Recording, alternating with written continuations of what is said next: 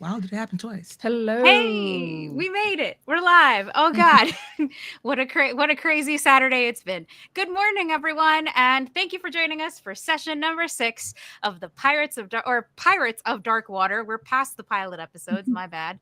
A Cypher system actual play on the Happy Jacks RPG network.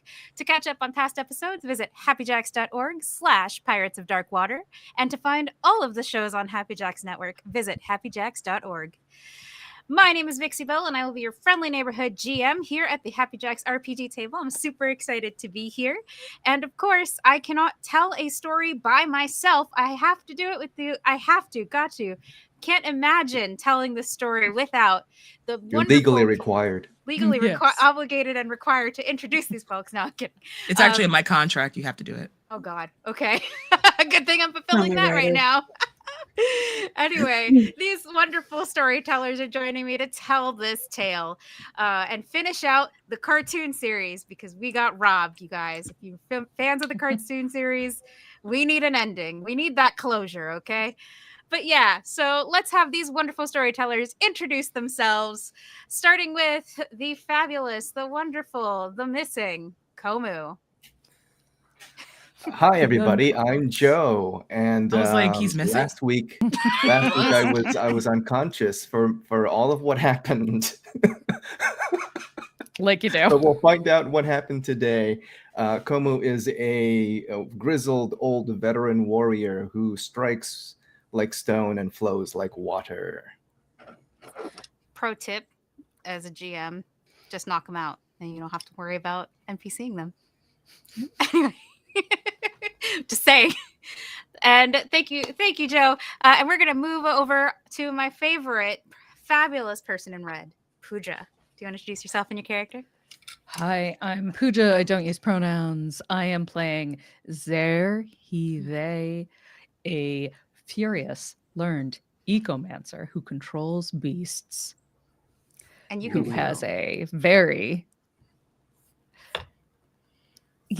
secret but not secret past to anyone who is actually looking. I thought you were going to say secret but not secret cat. Because you have that too. Secret but not secret cat. the best kitty. Yes.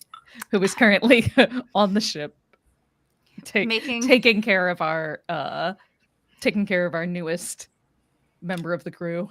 While annoying Niddler at the same time. That's just bonus. That's lagniappe for you. Yes. And that said, we're going to move it over to our favorite googly-eyed, slightly villainous pirate. Villainous me? Never! Yes. Ozzy. Yeah. Hi, I'm Courtney, and I play Osmond, who is, the googly-eyed genius ball of chaos. Who knows what silly little shenanigans I'll get into this week. I'm not going to lie. I'm on team if anything happens to Ozzy, we riot. Which is funny because I would have to come after myself. But anyway, and not last and not least at all, but woefully unprepared. But getting there. We had a redemption arc last episode. Lloyd, do you want to talk about Ari? Hi, everyone. I'm playing Ari, a mythical princess who is never in over her head, just that she doesn't know where her head is. There's a difference. Legally distinct. And last but not least, the tall, stoic, and unofficial captain of the ship, shall we say, because there's some contention with Ari as to who is captaining the Aurora right now. But Sophie, Sam, do you want to talk about yourself and Sophie? Talk about myself. I can do that all day. Hi, I'm just kidding. Hi, everyone. I'm Sam Starr, using she, they, and the occasional they pronouns. I'm playing Sophie Stormborn, who uses they, she pronouns. They are a sailor, a pirate, a fighter. Overall, just awesome. And the actual captain, because they've been on a ship before and know how it operates and whatnot. Yay. The irony of the fact that of Ari having someone captaining for her and Jenna also having someone captaining for her is not lost on me. Just saying. Two very different types of people. Listen, we love a narrative foil. Yes. Mhm. And it worked out by accident. Yay! So, woo! Anyway, it's time for the 1 to 3 minute TikTok recap. Let's hope I can remember what happened because it's been some time since we last got together. But yes, when we last left our intrepid pirates, they were getting ready to participate in a fighting tournament. Komu had gone missing, and no one had seen or heard of Komu all day. But with the announcement from the prime minister and the invitation to brunch, you decided to make your way over there in hopes of actually finding Komu. Perhaps he'd heard of this or something of that nature, and you would find him there. And you found yourselves in the Hall of Champions, this beautiful giant hall that belongs to the prime minister and has been outfitted for the tournament, where Ari ran into some old friends. Well, friends in quotes. You ran into Brother Blackheart and your sister Jenna. And you proceeded to very confidently stroll over there, where you found that they were also in the company of Koa, the Dark Disciple. And you proceeded to try to talk some sense into your sister, except for the fact that Koa didn't let you. And this uplifting conversation ended in Jenna dumping a drink on your head and walking out with Brother Blackheart. In the midst of that, Zare and Ozzy, I believe, or Zare and Sophie. It was Zare and Sophie. I had to remember who my buddy cops are. So Zare and Sophie went to investigate because during the brunch, there was a robbery. Dun, dun, dun. Sorry, I need to be a little dramatic. Someone had taken the tournament prizes, which included the chest of gold or the pot where people had all bet upon their fighters, and the treasures that the prime minister was going to show off during the brunch. There are treasures. Your treasures. It's, They you just gotta don't win know 'em. it yet. They just They don't just know don't it, know right? it yet. Right. So you guys were investigating and you realized that someone had used some preternatural means to acquire these treasures, all while knocking the incompetence of the poor guards, who really, it's like we said it was less incompetence and more, this has never happened before. Most people aren't assholes. Oh no. But yeah, so apparently today was the day. So while you guys were investigating, Ozzy happened to look up and see a bird. I believe it's some kind of hawk. Oh my god! Razor hawk. It's a razor hawk. Thank you. So you saw a razor hawk flying away, Ozzy, and you chose to follow it. You followed the razor hawk all the way to an abandoned shack, where you realized not only was the treasure there, but you had a pistol pointed at your head, essentially, when you stuck your head through the window. But yeah, and you kind of we left you as you were kind of ducking down, and while that was happening, not Sophie, Ari had taken a moment to be in shock. The Dark Disciple essentially said, "I'll get you, my pretty, and your little monkey bird too." And you walked out and you headed back to the Aurora. And then you stopped and turned around in a moment of redemption, just as you heard Cassandra's voice. Cassandra being the Esper that you rescued from the Dagron's maw. The amount of times that I've had to practice that so I don't say dragon is driving me insane. During the Dagron's maw is say, don't talk about my friend like that.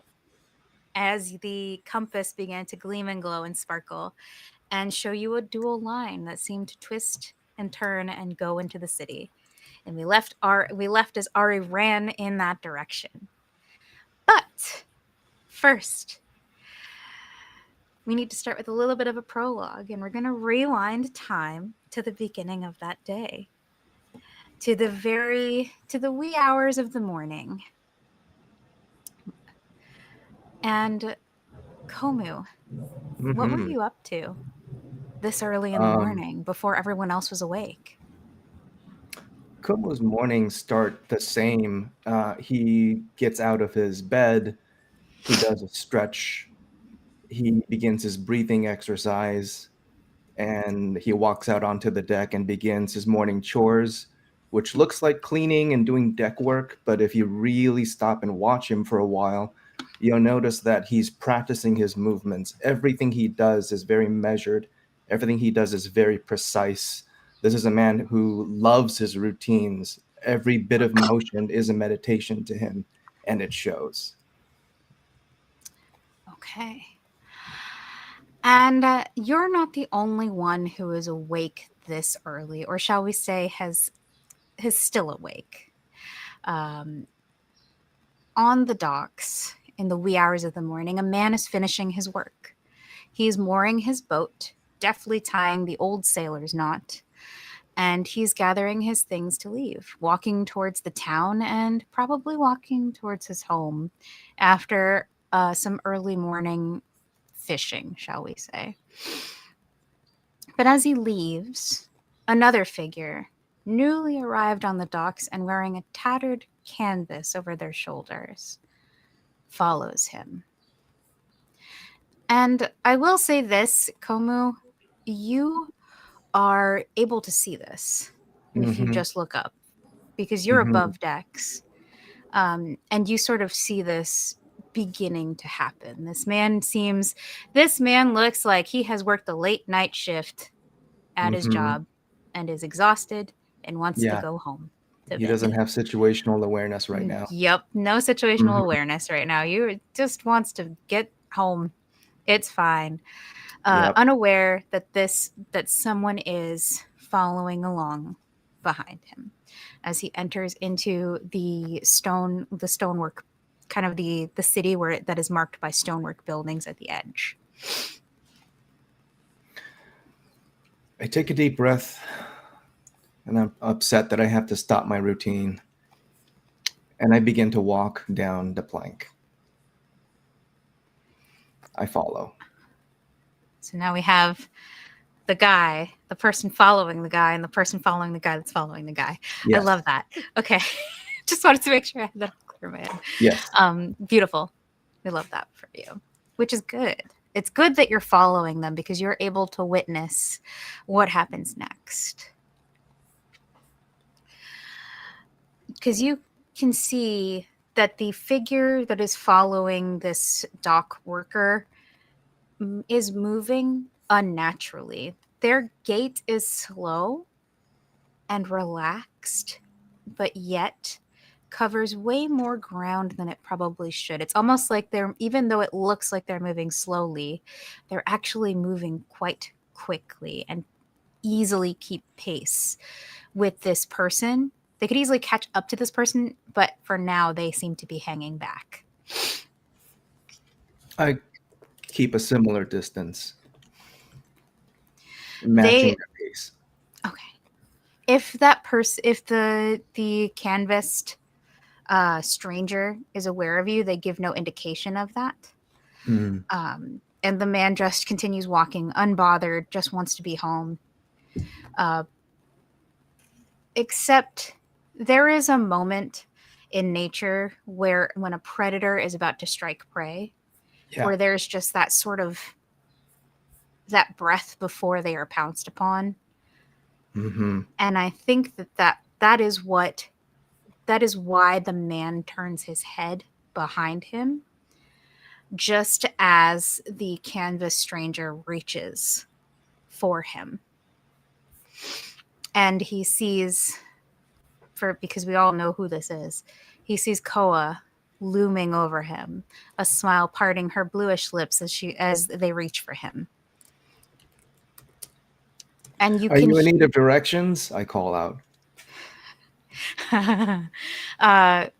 Koa turns her head as like mid-reach for the man, who has started to kind of back away from her and is like trying to figure out what's going on, or from them, and it's trying to figure out what's going on. And she gives you this look. Hold on. I might have to get closer to the mic. Okay, no, that's fine. I was like, is it me? Am I the drama? No, not this time. But yeah, so she says, oh, and I do not. I know exactly what I'm doing. Then you should stop. She tilts her head to the side. This is pre-blindfold, so those inky black eyes stare at you, fathomless. And she shakes her head and says, no. And you can see the tendrils of dark water as they wrap around this poor hapless fisherman. And he begins to scream in the middle of this street and writhe in pain as the dark water engulfs him. Release him now. The smile that they had gets broader, and she says, are you sure? I'm gonna start answering with my fists. She looks at you and laughs and says, you can certainly try. Yeah, I'm gonna do so. I'm gonna launch in.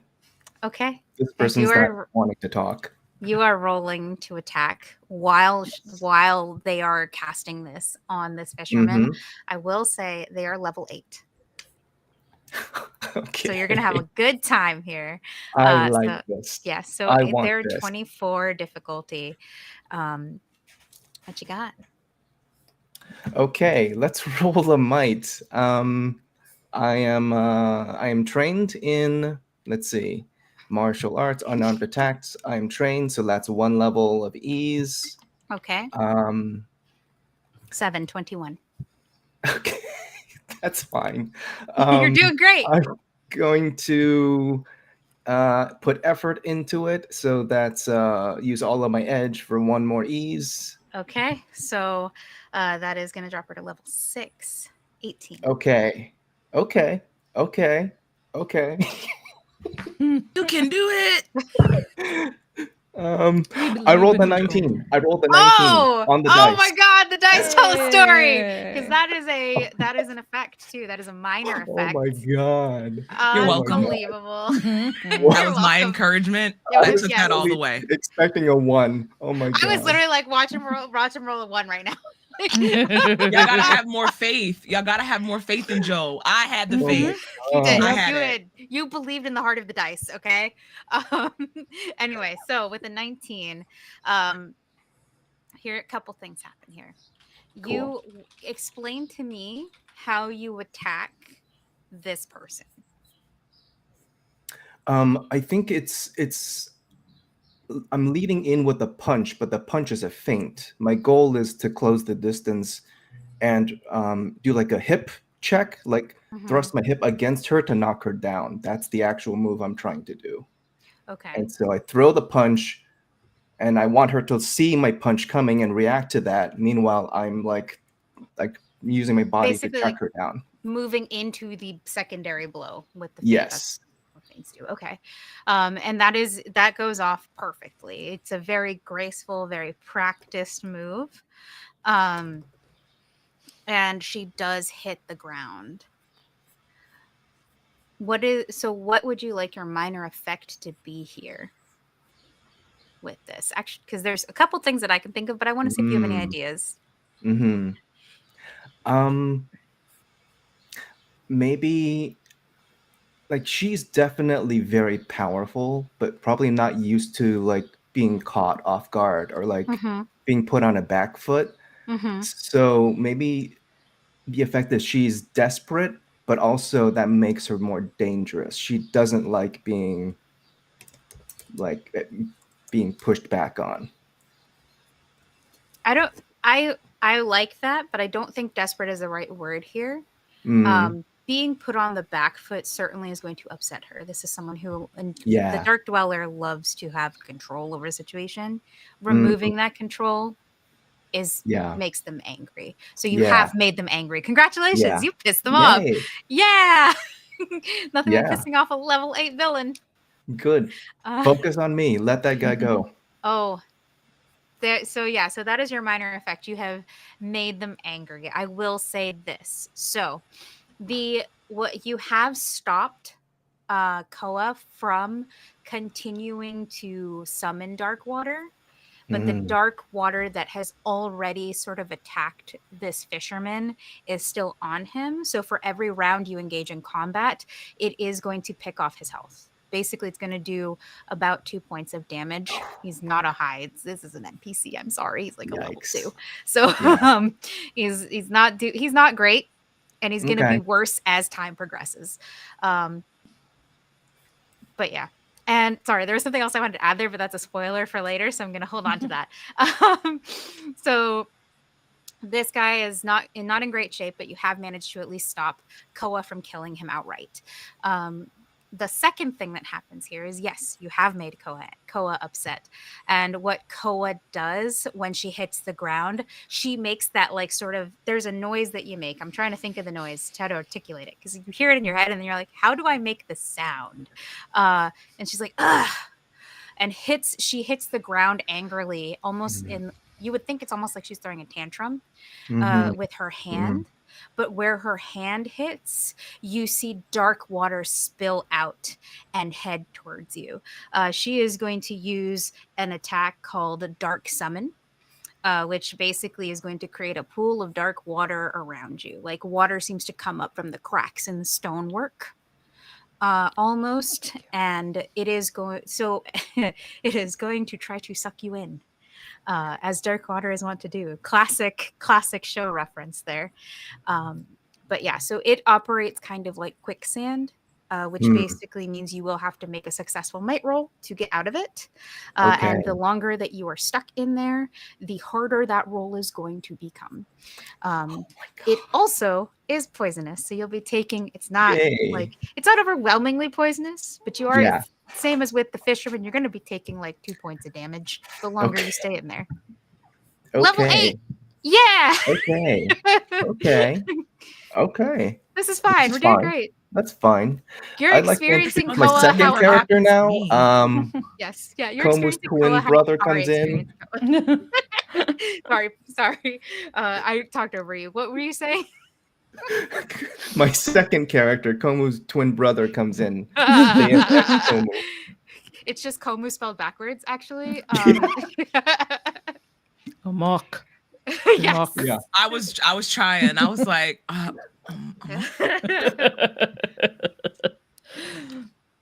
man, this fun stuff never happens to me. I will try to resist this poison quicksand dark magic madness by rolling a might. Okay. It's a successful might roll on this. This is not as powerful as Koa is, so you're fine. This is more like this is going to be like a level 5, so you're going to have to roll a 15 or better off rip, shall we say? Okay. But if you have any, because this is might and this is like physical, and that's one of your strengths. You said you have a martial arts skill, correct? Yes. I'll allow that to ease it by 1, so that'll drop it from a 15 to a 12. Okay. Also, Sophie, you almost fell off the side of the boat while we were Tokyo drifting the boat, so can't tell me nothing fun happens to you. Yeah. I'll spend effort again. I'll spend 3 points to ease it 1 more. Okay. And so you're gonna ease it from a 4 to a 3. 3, that's a 9. Okay. That is literally a 9. You were this close to dying via dark water. That was so close. Woo! Okay. No, thank you. Okay. We need Gomu. Okay. So on a successful roll, you do make it out of there, but that dark water is still on you. Yeah. So it's on you, but it's not like it's not, basically you're not at risk of dying anymore. It's more like you've got the poisoned condition, if we're referring to other gaming stuff. So and instead of doing 2 points of damage, it'll do 1. Okay. as well as some other fun things. Because now Yeah, the other okay. condition that you get is that the Dark Dweller can now talk to you. Wrong number. No one is available to take your call. Please leave a message after the Block beep. and flag as spam, please. Well, that's a special tool that'll help us later because that hasn't happened yet, but that's one of the side effects of this attack. So level 8. Okay. Yeah. Okay. That's fine. You're doing great. So make sure you take the damage out of your mic I do. pool. Okay, Yes. awesome. And the Dark Dweller has like kind of gotten onto her feet or their feet. I have to keep reminding myself that they are agender, so I have to them. I must program myself to do that. But yeah, so they get up, and anyway, sorry, I'm confusing myself here. Like, did I? Okay. Anyway, so they get up and they stand there with this canvas, and even in like tattered clothing and this torn canvas, they're not even muscular. They're like a very slender. You can tell that they were either a mer person or a Kree at some point. But like they are not physically intimidating, but there is something about them. There's something about their aura, the way that they carry themselves, the way that they are, that is just flat out scary. Like you have made an apex predator angry, is the vibe. And she proceeds that with, "You think you can stand against the Dark Dweller?" No, but I'll stand anyway. I'm gonna lunge. Such a Captain America move. I needed to stop and admire that for a minute. There will always be men like you. So, but anyway, so you attack again. So we're gonna again level 8. So, Okay. So we're starting at a 24. Give me what you got. So I've got the unarmed is trained. So down 1. And you spend I've spent effort again. You're I'm gonna die by the effort. 18. Okay. This is fine. I love this. This is actually really cool. Okay, I just needed 18. Here we go. Yeah, That's a 2. Oh no. Oh no. Okay, the dice are telling a story. They're like, we let you have the first shot. It was lucky. Now, goodbye. Meanwhile, everyone else is asleep, blissfully unaware that anything is happening to you. I'm gonna bring up the character generator on the other tab. Just in case. You have to roll up a new character. Koa, and I think you try again. Like, what does this look like? Are you trying the same move again, or are you trying to do something else? This time it's a full-on charge. This is like nothing fancy. I'm coming directly to her. My intent is to land a punch either on her throat or the side of her head. Okay. And with now Koa is combat ready. Koa is not having any of this. And very much like a bullfighter, you see that canvas get whipped off, and as you run at them, they move to the side, and with a grace and a skill that is uncanny, that canvas is not only waved in front of you, so you don't actually hit them. You run through the canvas and it is wrapped around you, and you find yourself kind of tangled in a mass of fabric. Bound up. Yes. And she's going to activate her second attack. Remember how I said the Dark Dweller can talk to you? Let's go ahead and activate that trap card, please, GM. You've activated my trap card. It's fine. But yeah, and you can feel the pulse of the dark water that has wrapped itself around, shall we say it's the leg or the arm? Which would you prefer? I think the arms, because those are my deadliest weapons. Okay, so if you see, you can feel the pulse rather than see anything because you're in a canvas. It's dark. You can't see anything, but you can feel the pain and the burning of this dark water as it seems to crawl up your arms, and you can hear the deep rumbling voice of the Dark Dweller as it says, "You are strong. Join me, and let the world be blessed with dark water. They know not what they resist." What do you offer? And the Dark Dweller says nothing for a moment, and then reaches into your mind and pulls into your memories. What does Komu desire most? Vengeance. The world has been unkind. And people forget about the most desperate people that are not fortunate enough to live in Octopon where it's safe. People that get tread upon and then thrown in prison and forgotten. There's no justice for them. Nobody speaks for them. There should be some kind of balance, some kind of justice.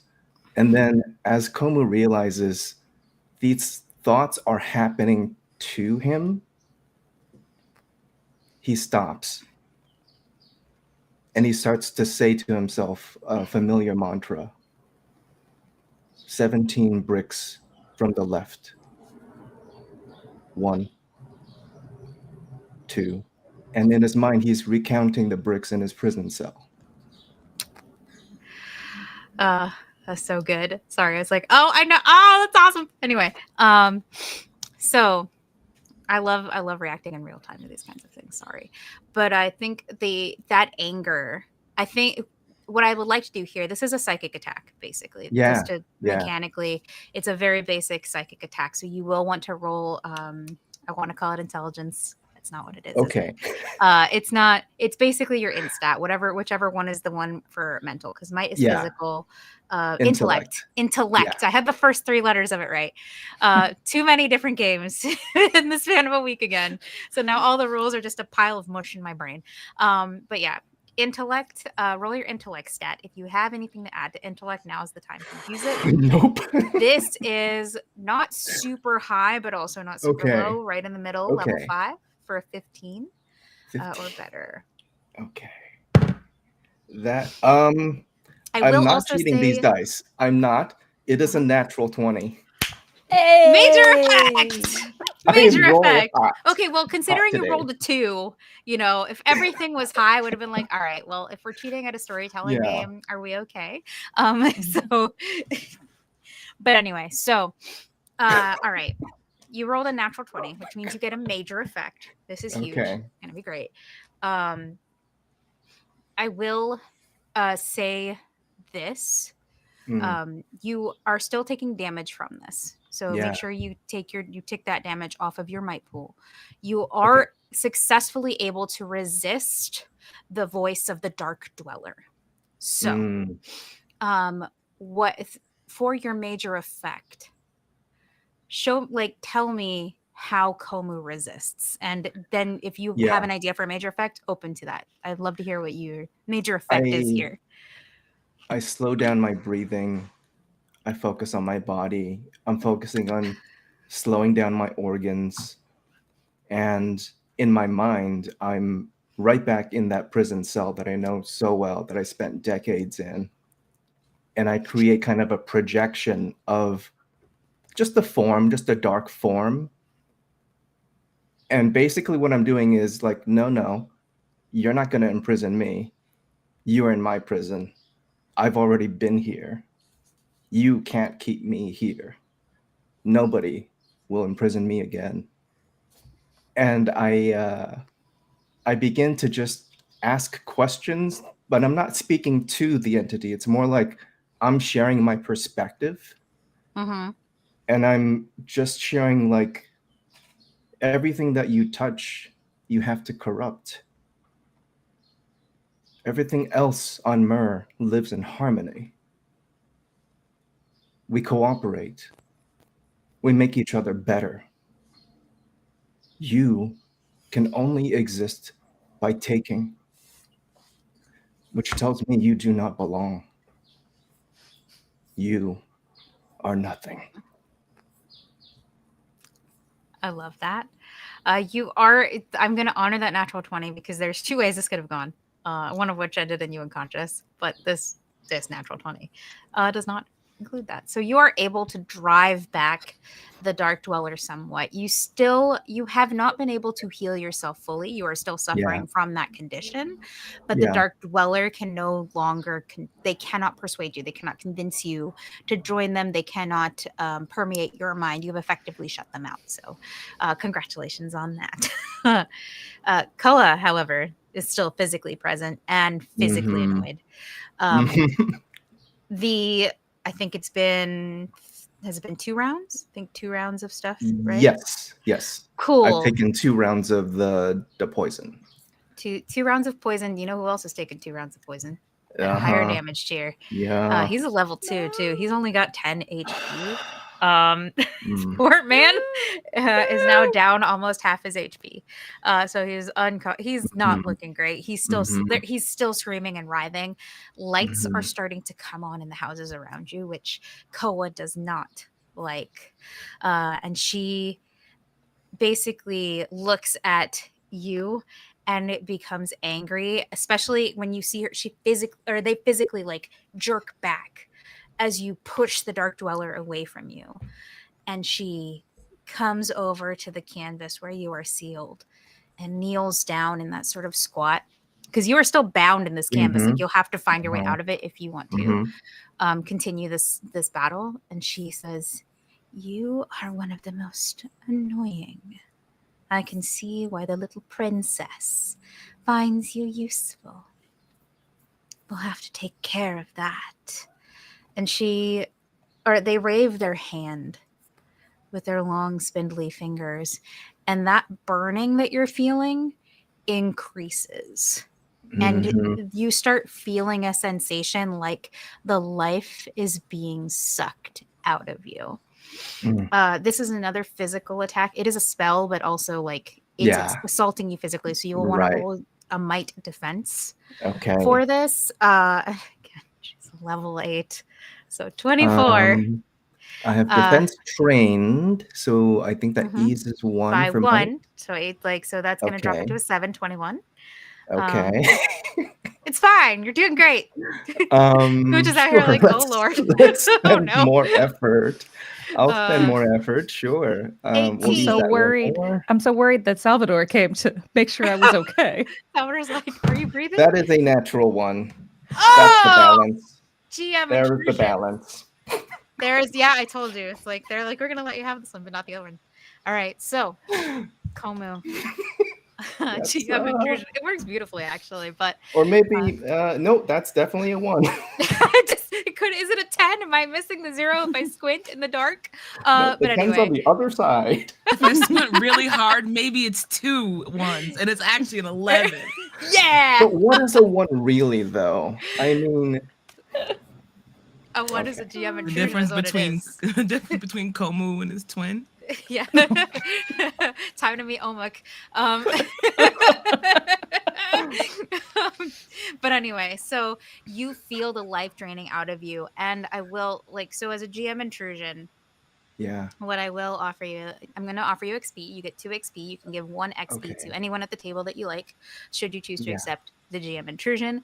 But essentially, this is you can feel the life being sucked out of you, but you also were able to resist the Dark Dweller. So while you are feeling the burning, you realize that you can fight back, and you kind of engage in a tug of war with this entity over your own life force. And ultimately, your internal fight is won. I will allow you to actually not give in fully to the Dark Dweller. However, you did roll a natural 1. And so what that means is most of your life force has been taken. So this is going to down you. Okay. If you choose to accept this GM intrusion.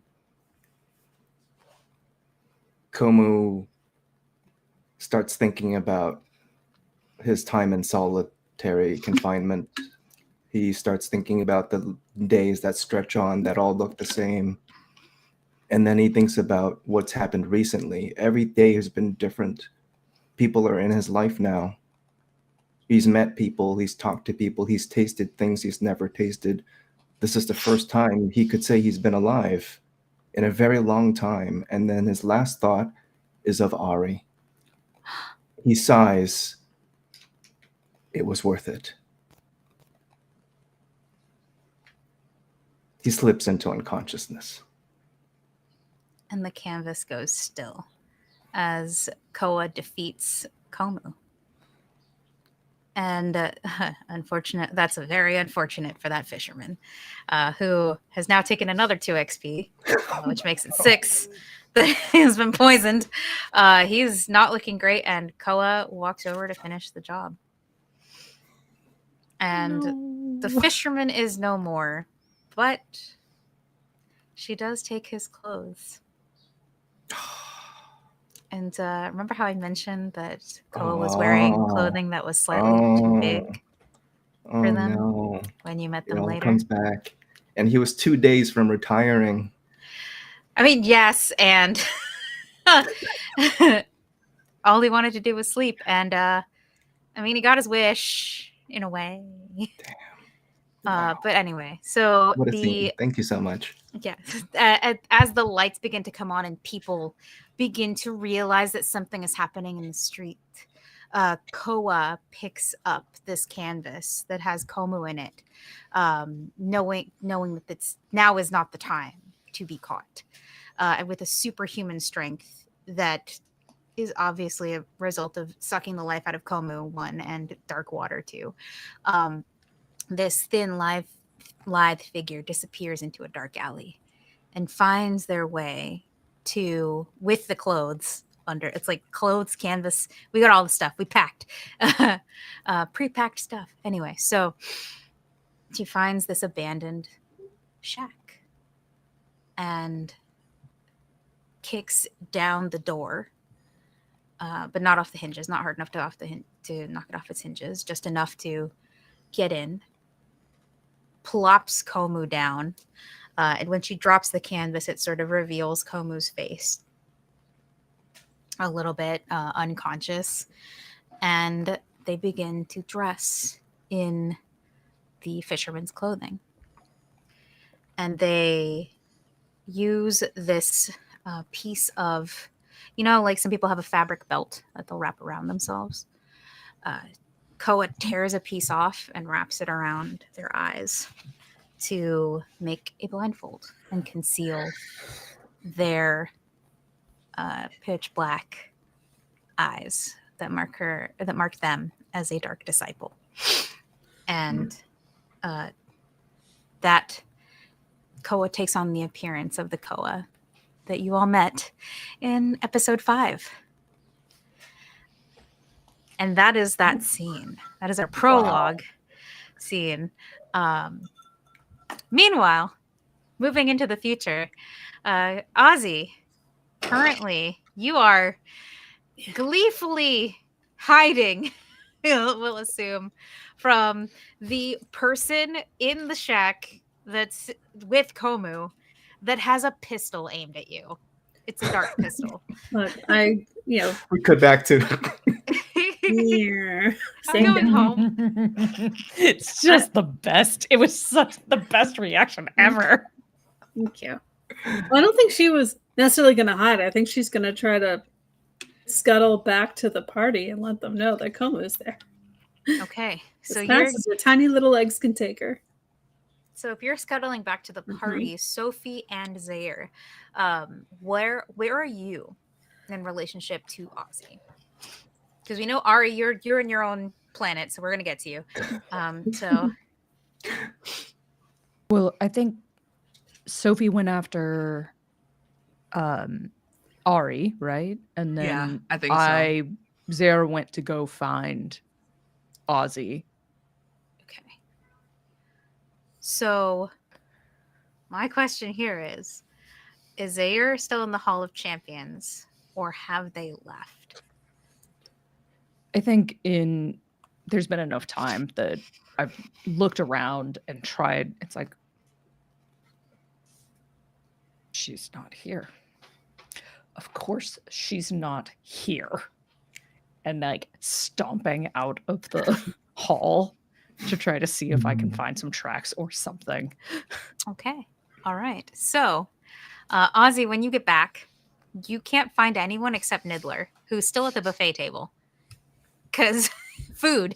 Yeah, Duh. obviously. At least among people. But yeah. Hey, So. hey, monkey bird. Huh? What? Found Como. He's in the middle of chewing, like getting ready to like take a bite out of a tray of fruit. Found Como. Where's everyone? Thought they'd be Oh! eaten. But and he looks around.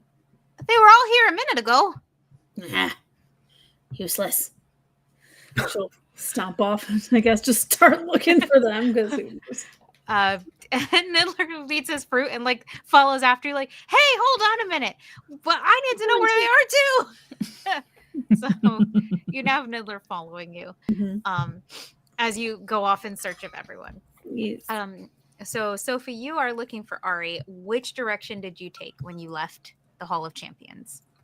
I think Sophie was headed back in the direction to where they last saw Ari, which was, I don't know if they saw her get like water and all. I can't remember if she saw that or not. I think that you missed it because you were investigating. That's what I thought. Okay, yeah. So I think, but just in the last place where I saw Ari. Okay. So you're going to the last place where you saw Ari, which would probably have been somewhere. I mean, would it have been in the town square, do you think, or you think you'd be headed towards the docks?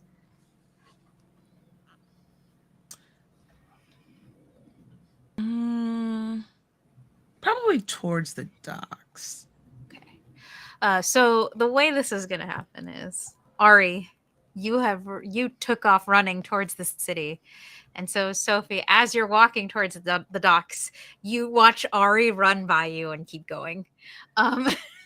Ari, you could take it from here, but I really needed that to be a thing that happened because I thought that was very funny. Do I see them as I'm going past? Do you? Or are you so focused on what you're doing that you just keep running? I think I am focused, but I would at least spot someone I know on the way. Okay. I think enough to do that, but I'm not going to stop. Do you say anything as you're I'm like, I'm in a hurry, keep up. Chipongo and Lloyd, I'm giving you the story point for the GM intrusion earlier. Yay. Oh, sweet. Yeah. I think note on Sophie. that. Actually, sorry, Sophie, I didn't mean to speak over you. But quick note on story points and action points. Those are from the new system. Don't stress about them. We're just going to use them as XP for this. XP points. Okay. Yes, XP points. Cool. So there you go. Sophie, it's all you. Yeah, I think if anything, like Sophie just is like Chipongo and starts running, stops their stroll towards the docks and starts hightailing it in the opposite direction after Ari. You slow down. God, treasure rule. Come on, you're pretty good. We do this all the time. What are you chasing? Don't know. So you run for no... and just starts running fast. Yeah, I think Sophie is, at this point in time, has kind of gotten to a point where it's like, there's only so many like actionable questions that they can get from Ari that actually make sense. I just kind of have to follow along to find out at this point. So, Ari, you are parkouring your way through these stonework homes and through little stalls that have been set up as you run through places. And the beam actually leads you to this abandoned cottage or shack that Ozzy was just at. See, that would have been such a great coincidence if we had known each other. Choices. Okay. So yes.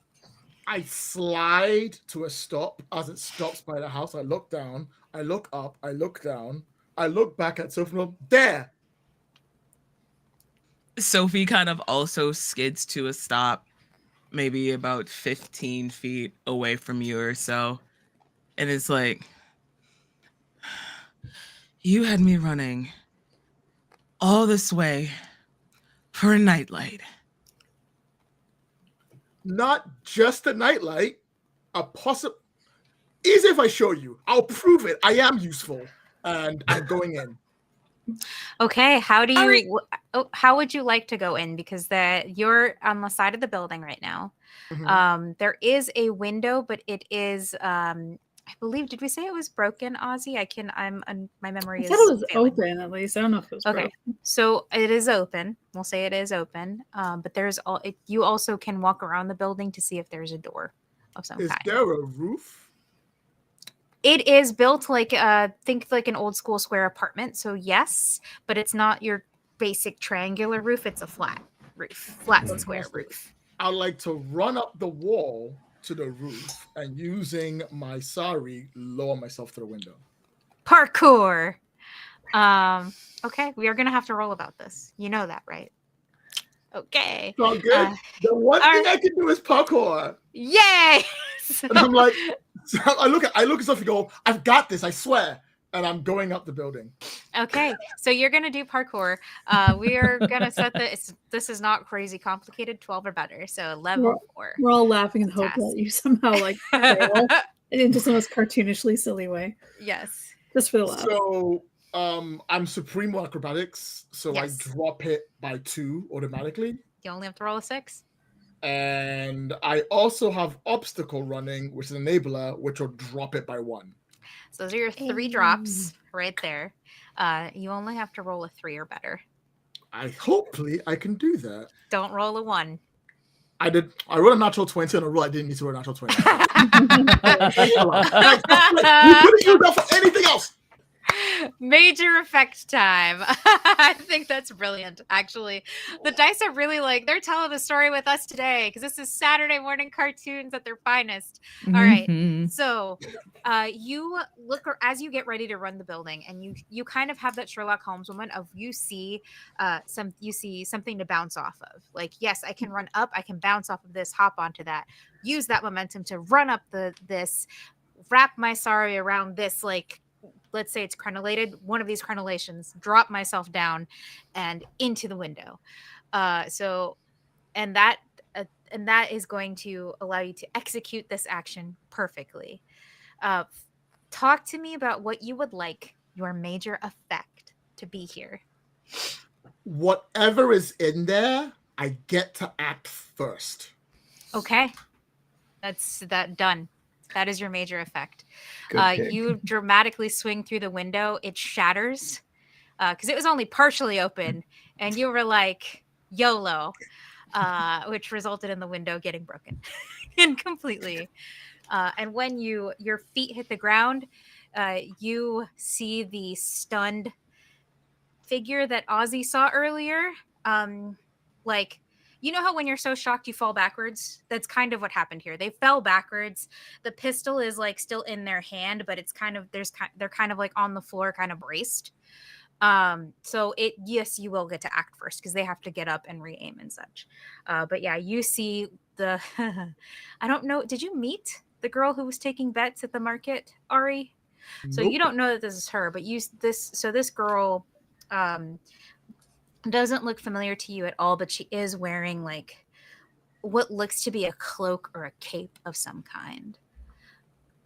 And as you land, the glow of your compass seems to hit her directly. That's interesting. I immediately act to disarm her from what she's holding. Okay, let's roll about it. No problem. I have foiled danger, so I use my intellect points to negate the source of potential danger related to one group to object. I think was I resisting still the have to urge to say, so you use aluminum foil to do what? I I love how you said you were resisting the urge and then said did it. But In the grand initially you GM did tradition resist. of. Yes. I said I was. I didn't say that I was still doing that. Past tense. It happened. I rolled a 1. Anyway, so how are you foiling danger? I'm sorry. So I get in, I grab the pot of sari, I swing it down, I pull it off with one big swing, I wrap it around their weapon, and I chuck it out the window, and I go, Sophie, catch! Sophie, you're gonna have to try to catch this and have it not hit you in the face. And I definitely want to roll about this. Wait. Because I had something lined up, and I don't even think Sophie is down there to catch it. Oh no! Okay. I don't even think Sophie is down there to catch it. So let's take it from Ari to Sophie for a minute. Sophie, when Ari tells you that she's gonna parkour her way into this mess, what are you doing? Standing with my hands up, looking at Ari like, what? For our podcast viewers, please imagine the Obama gif where he's got his hands up like, why? Yeah. What is the point? But I think Sophie realizes that Ari is so very deadly serious. And I think about halfway through, they're like, oh, she's actually gonna do, that actually is kind of effective. And then breaks through the glass. And I think in the midst of that, I think Sophie is also timing it. So as soon as Ari breaks through the glass, Sophie kicks in the front door. Oh, fantastic. The sound. So you run around the side of the building, find the door, and kick in. This is gonna do it for the door. I'll be honest, because Koa had kicked it in earlier that morning. This door is old. It's seen some things. The door was also 2 days from retirement. They were gonna replace it. I'm dying. I'm sorry. We're having too much fun, you guys. It was gonna have a whole other life. It was supposed to go home and watch the grandkids. Like a waterfall resin coffee table in some rich dude's house. Yes. That's so funny. So Ari, you land and you have this badass move where you do the thing with the sari and the gun goes flying out the window. And as the gun goes flying out the window, the door falls down and Sophie is standing there with no gun. I'm like, oh, you actually came in. Yeah. You thought I was just gonna let you come in by yourself? Oh, you do care. She has a treasure of rule. As soon as you point back at the girl whose name I can't remember, I think her name's Irina. Yeah, never mind. You don't know her name yet, but I do. So anyway, you all know her name above table now. She looks at you and draws the cape over herself and immediately disappears. Ooh.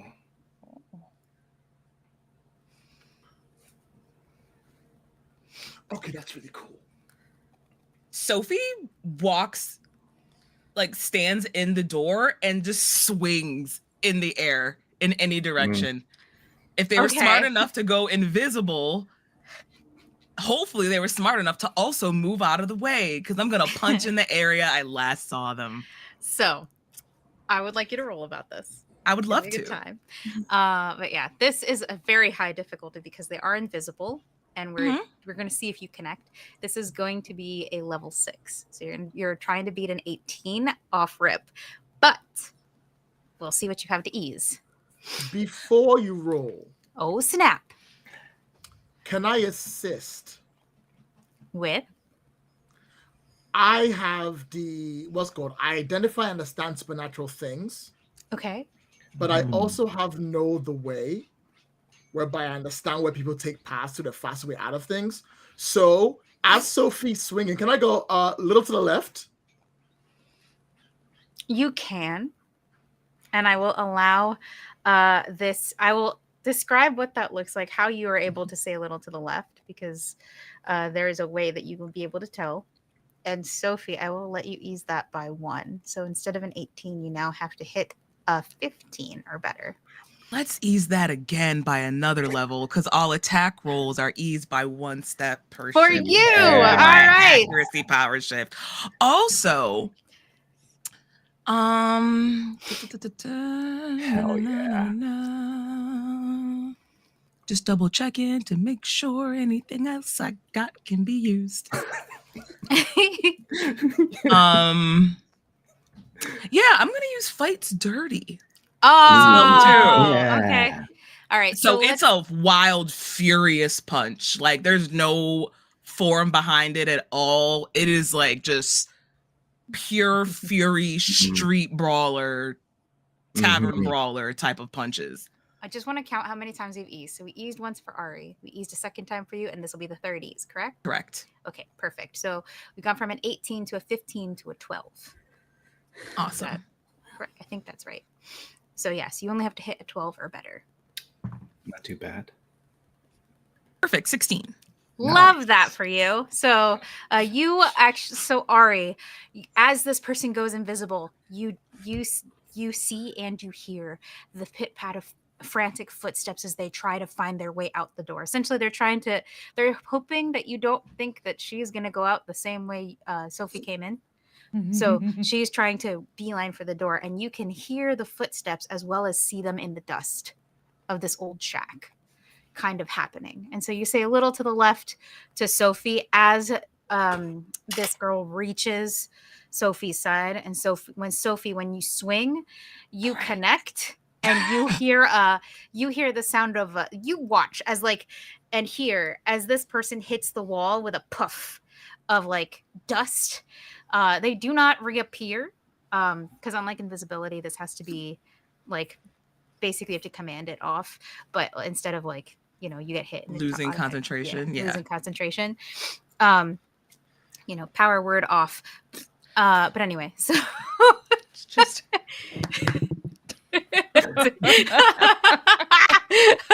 Alexa, remove invisibility. I'm sorry. Power word off is so funny to me.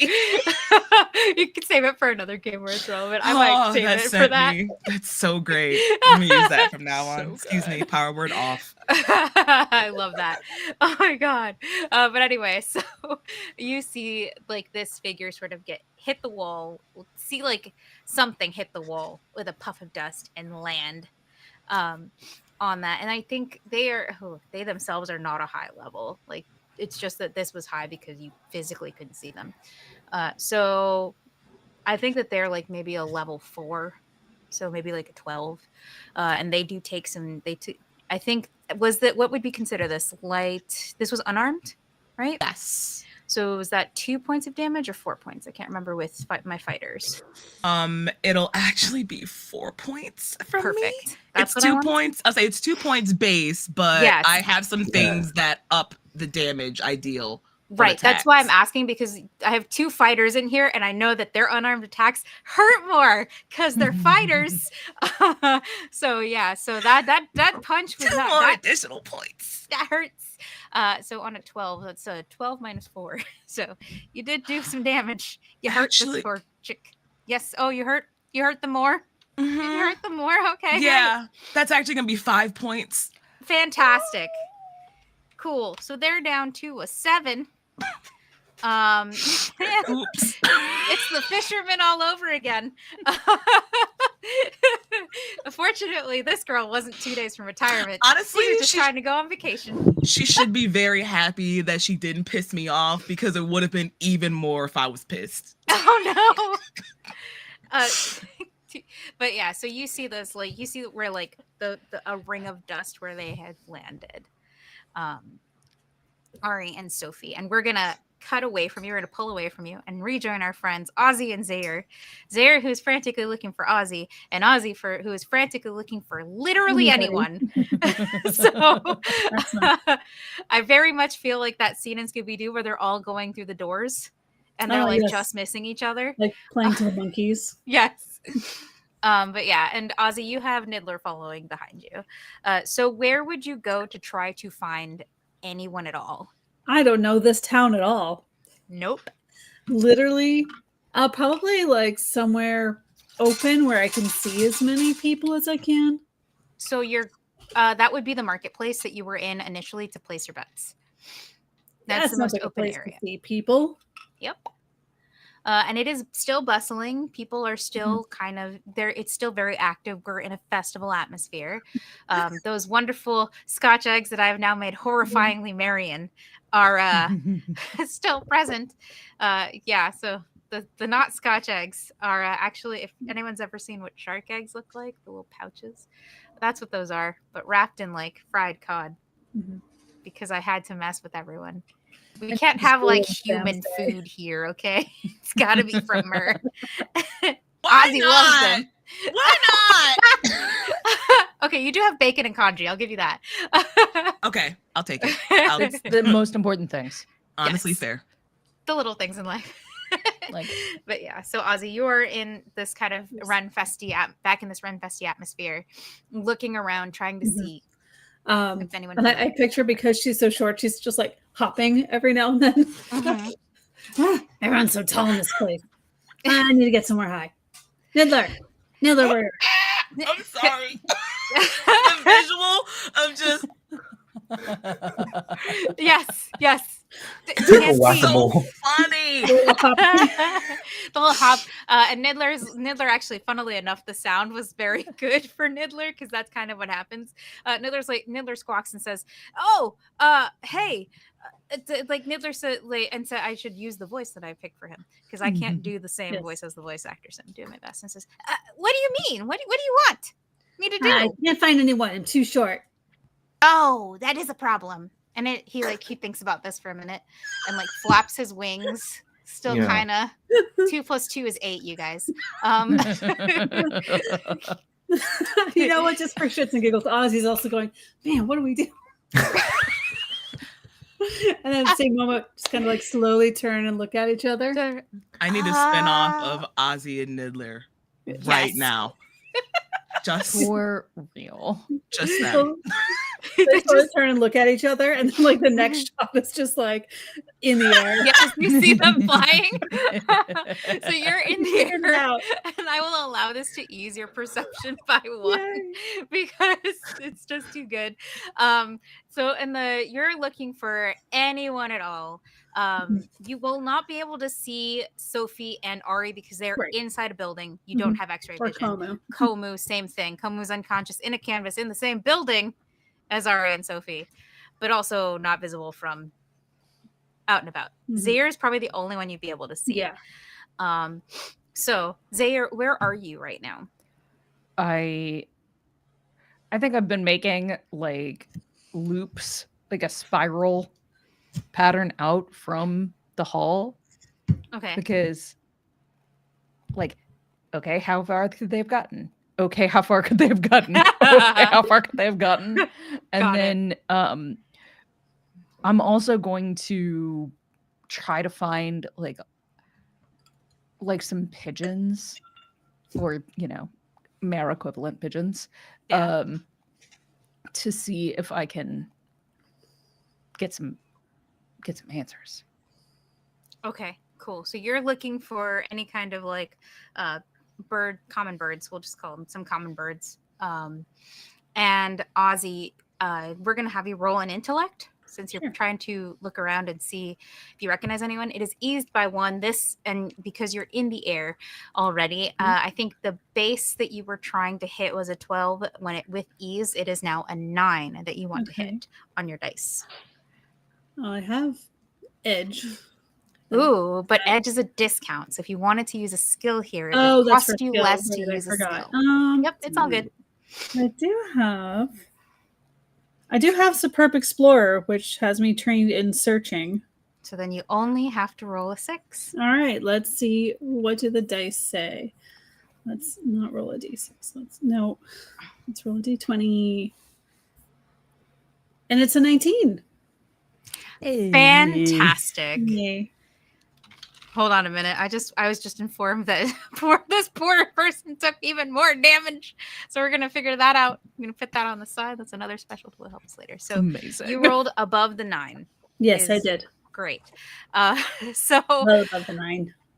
so you see Zare frantically trying to figure out where anyone else well you are specifically, because you're actually specifically looking for Ozzy. But yeah, frantically looking around for you. And even there's like, oh, there they are. Yeah, the good looking one. Go. And Niddler starts to bring you down towards Zare.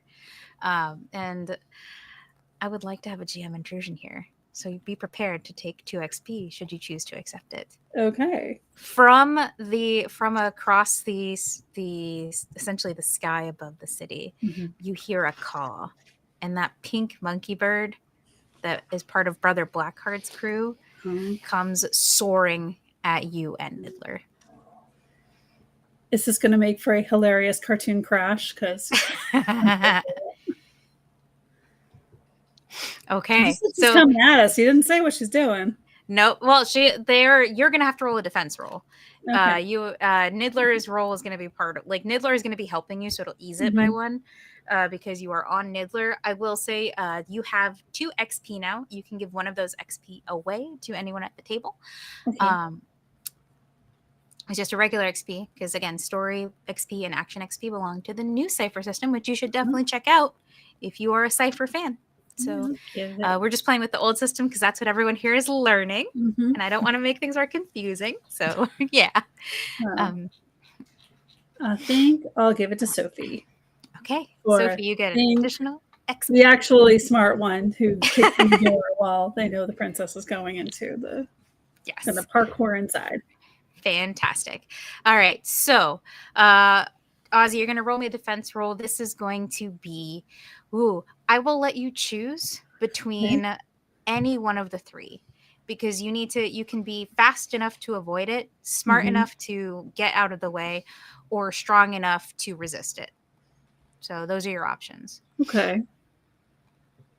Well, I am very smart. If you want to use that. And I can use my power shift. Okay. No, my prodigy power shift, I think, too. Okay. So, yeah. Difficulty on this is a level 5, so you were originally going to have to hit a 15 on your die, but those items, I believe, will ease it. Is that correct? Yeah. Okay, so we're going to ease by 1. You now have to hit a 12, and then you had something. You were using 2 things, correct? Well, no, I said I could have prodigy power shift, or I have savant power shift, but that's I think for specific skills, not for just like rules. Okay. Wait, I also have resonance field. I forgot. That's a. You do have that. You can use that. Let's do it. Okay. So this monkey bird tries to fly at you, and explain to me how resonance field works, especially for our listeners as well. All right. Faint lines of color you choose form a tracery over your entire body and emit faint light. The effect lasts for 1 minute. Whenever a creature within immediate range makes an attack against you, the pattern energizes to block the attack.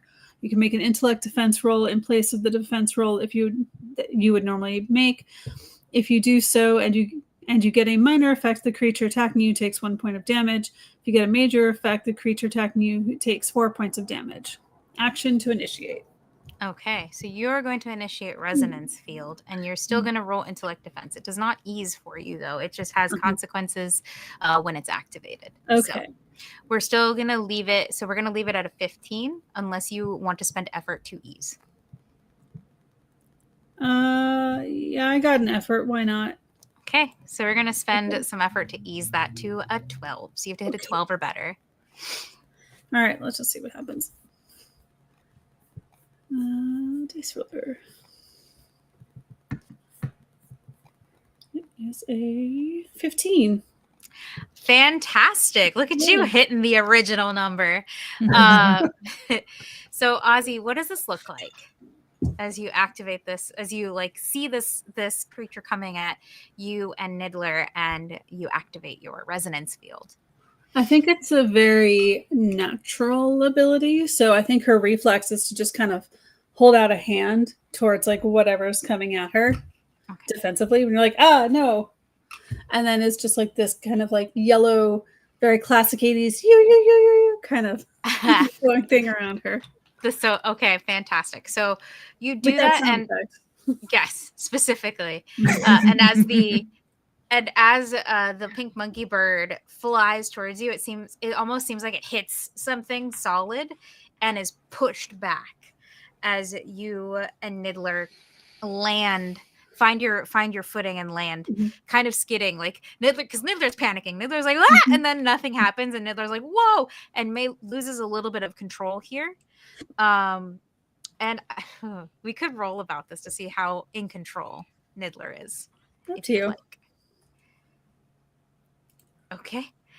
So I think that I'd like to roll about it. Let's leave it up to chance. Let's see if the dice tell us a story today. So you're gonna. So you can roll. Here for the cartoon tumbling. Let's do speed for this. Okay. Yeah. And this is Niddler. Because Niddler is the one kind of controlling the landing here. So you're actually like, I'll let this be Niddler's role, which means he has skill in flying. He's trained obviously in flying because I don't know if you know this, but he's done this all his life. So we're going to ease it by 1. And the number to land again is a 15. So it'll ease by 1 with his trained flying to hit a 12 or better. Are you rolling or are you asking me to roll? I'm asking you to roll. Okay, well, let's see what happens. It's a 20. Hey, fantastic. Niddler panics for a minute, and then you can see that like the expertise of years of flying takes over. And as the major effect, you have a dramatic landing right in front of Zahir. So Zahir, you see a shadow flies over you as Niddler and Ozzy come flying towards you. And Ozzy, I'll give you the option as part of your major effect. You can land in Zahir's arms. No. He's just gonna land in front of him. We'll land in front of him and do the. Okay. Okay. Perfect. Hey. What? Where have you been? You found where? Yes. Where? I will attempt to grab his hand and lead him to. Niddler is just like, that was a lot. Come with us, monkey bird. And like kind of does that thing where like instead of letting Ozzy grab his hand, he swings around to pick Niddler up in one arm to follow. Niddler is just like, Niddler's exhausted because Niddler's older than he was in the original, and that was an exertion. That was a lot for this poor old man. So, he's just like, okay. He's like, okay, that's fine. that was a lot. Take a nap, monkey bird. Careful, there's a pink bird still in the sky somewhere. Like, tilt my head back and do I see her?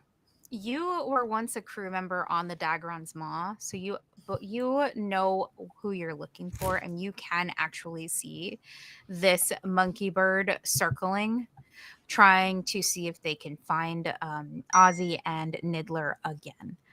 And you also know the name of this monkey bird, and Sair.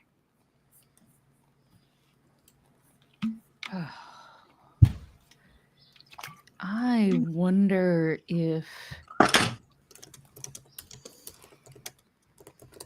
I can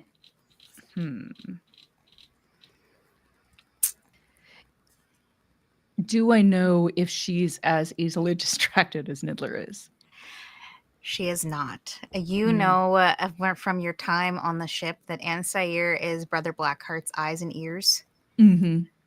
Essentially, she is the harbinger for Blackheart. If you see Anne Sair, Blackheart is around, if not far behind. and it's her reports that inform Brother Blackheart's actions. Okay. Well, we need to.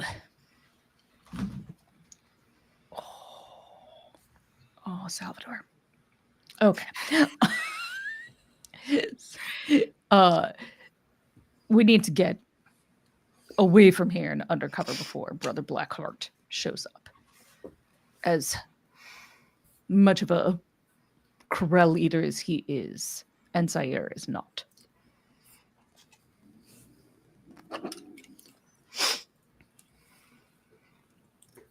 Let's go. What are we waiting for? Ozzy, are you going to lead Zaire to the abandoned? Yes. So you all make your way to the abandoned cottage, and we're going to zoom out from you guys as you're arriving to Ari and Sophie, the unconscious invisible person. Because at this point, they hit the wall. They took damage. They took 6 points of damage. They're a level 2. Like they're not great. No, they were a difficult enemy to begin with. They're just wily, and also Komu is unconscious in a corner as well. I'll rush to Komu, see if they're all right. So Ari, as soon as you get near Komu, you feel an intense nausea hit you. Somebody's clipping. That's my nausea. Oh, that's your nausea kicking in. Yeah, oh God. kicking in, But yeah, so you're not. So your nausea. You get hit by a wave of nausea as you approach him, as the lingering magic of dark water seems to emanate from Komu's body. He is wrapped in a tattered canvas, and he is like drooped, basically like a puppet with all their strings cut. I'm not sure what Sophie's doing, but can I try what I did last time, where I let Ectomancy run around me, see if I can't cleanse it around his body, holding the compass ahead to hopefully help? Okay, so I'll allow it. The compass will, I think because the compass is a treasure of rule, it will ease your roll by 1. And to cleanse dark water, especially with the treasure of rule, it started as a 12 for this because it has had time to sort. Komu has successfully fought it off. It was just a heroic effort to do so, and that's part of the problem. So 12 to start, eased by 1, it's going to be a 9 to cleanse. I will spend some points of intellect because I don't really have a skill that can help me in this case. Okay. So drop it down. Okay, so it's dropped by 1 more. Do you have an edge so you don't have to spend as much in your intellect? I have 2 edge. So you don't have to spend intellect. It's free. But yeah, so basically you now have to, instead of hitting a 9, you now have to hit a 6, I believe. Or no, 12, you have to hit a 9. So 12 to a 9. Sorry. All right. Oh, no, wait. It is a 6 because 12, your treasure of roll eased it by 1, and then this eases it by another 1. So 6. I got a 7 anyway, so it's all good. Hey, look at you. Almost hitting the original number.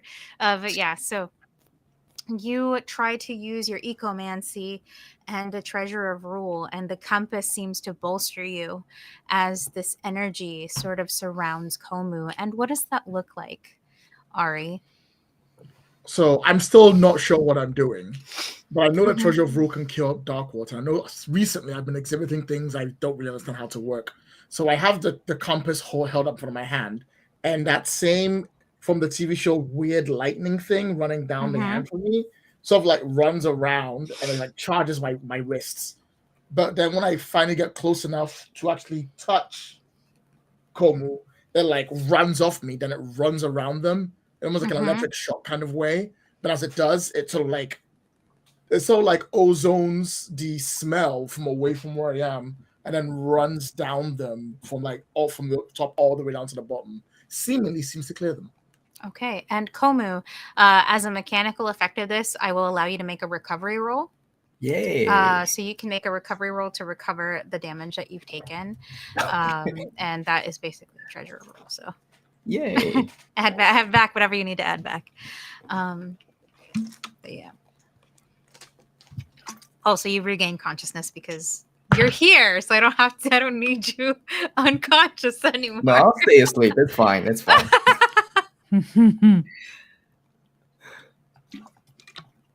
Listen, the door and the fisherman wanted to retire. You don't get to. Cool. Okay, I'm slightly better, but I took a lot of damage Oh, in that God. last scene.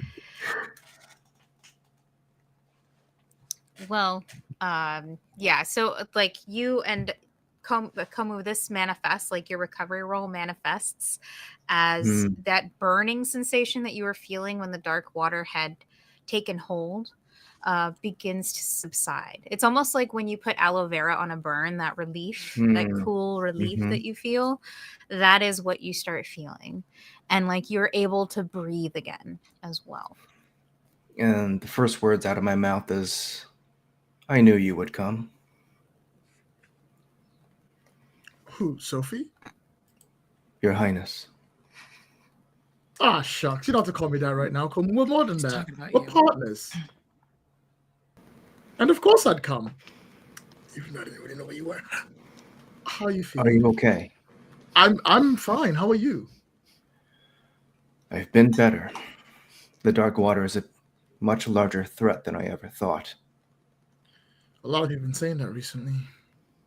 Well, I love this reunion. So glad you're okay, Komu. Ari, good job. Way to go. 10 out of 10. So a couple things here, Sophie. As you're doing that, Sophie, you are the one that's probably paying attention because Ari's focused on Komu. You hear the shuffling as someone scrambles to try to get out of the building. And then, Zaire, as you and Ozzy enter, Zaire, you're big. You're the bigger of the two.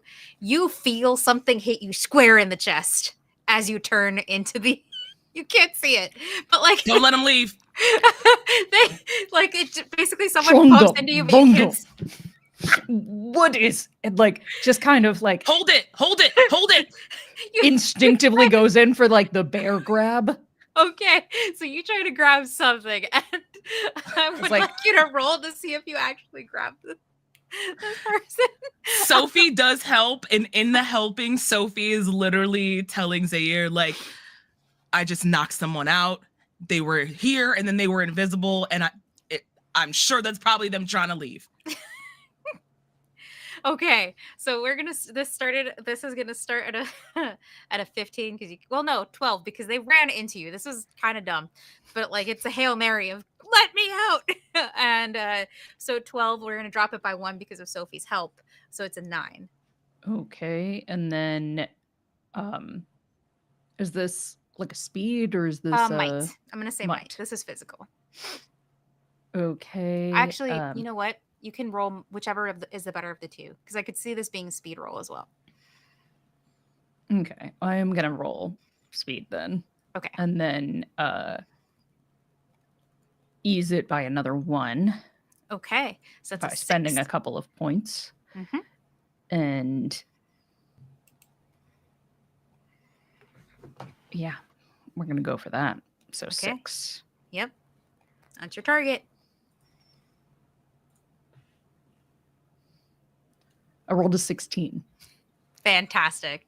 So Sophie yells out to you, and you have lightning-like reflexes, and you wrap your arms around whatever just crashed into you, and you feel a body, like you feel a physical body. It's clearly female, or female presenting, based on like you've wrapped your arms around, but if you look down, you can't see anything. There's like definitely a moment where it's like it's almost instinctive. It's just like oh, and then like confusion face, and the hands kind of go up and down, and then realize what I might be touching. Hands still really quickly. And I think Irina starts yelling at this point and is like, "Let me go!" And you can feel her trying to break your grip. And I think at this point, once you say drop it, Sophie, Irina knows the jig is up. Like, invisibility isn't going to save you from a grapple. All right. So she power word off.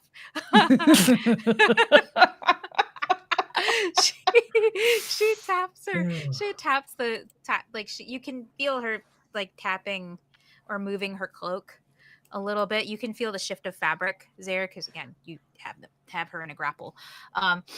And you see what looks to be a young girl, Ozzy, Komu, and I don't know if Ari, you were there with the betting. Zaire, you recognize, no, it was the three of you guys. All three of you recognize this person. This is the girl who was taking bets at the table when you guys initially found out about the fighting tournament. I will say, Ari and Sophie, that the treasure, the chest that had the pot for everyone's bets and stuff, as well as the tournament prizes, are still in the room. Irina had prioritized herself instead of the treasure and was just trying to escape. So it's the same girl who pointed her gun at me? Yes. Okay. The dart gun is also laying on the floor, abandoned. Yes. What kind of Kreld eater attempts to swindle an entire tournament of fighters? Sophie kind of walks up to them and like crouches down, like their hands are like resting on their thighs as they like get eye level with this person. Irina's not tall. Irina's only 5'3", so yeah. So Sophie's like actually has to drop in stature to look them in the eye and go, I would probably say I would commend your unbelievably ridiculous impulse to try to swindle these treasures, but did we think it all the way through? Did we? Of all the things to try to steal, you steal from fighters? Do you think there was any thinking? I don't think there was any thinking. I don't think there was any thinking either. And that's unfortunate. Hi. Sorry, I don't want to interrupt your berating this poor girl for everything she's done, which, by the way, it's great. But can you tell us why it is that my friend was here unconscious of dark water while you were next to them? Because that seems like a really important question to ask. I actually like that question a lot more. Answer it. The girl who we know as Irina above table. Irina looks at you both. This girl, I forgot what she looked like in episode 3. So we're gonna just kind of go with it. They look merry, and they don't look like they're Kree. They look like a Marian human.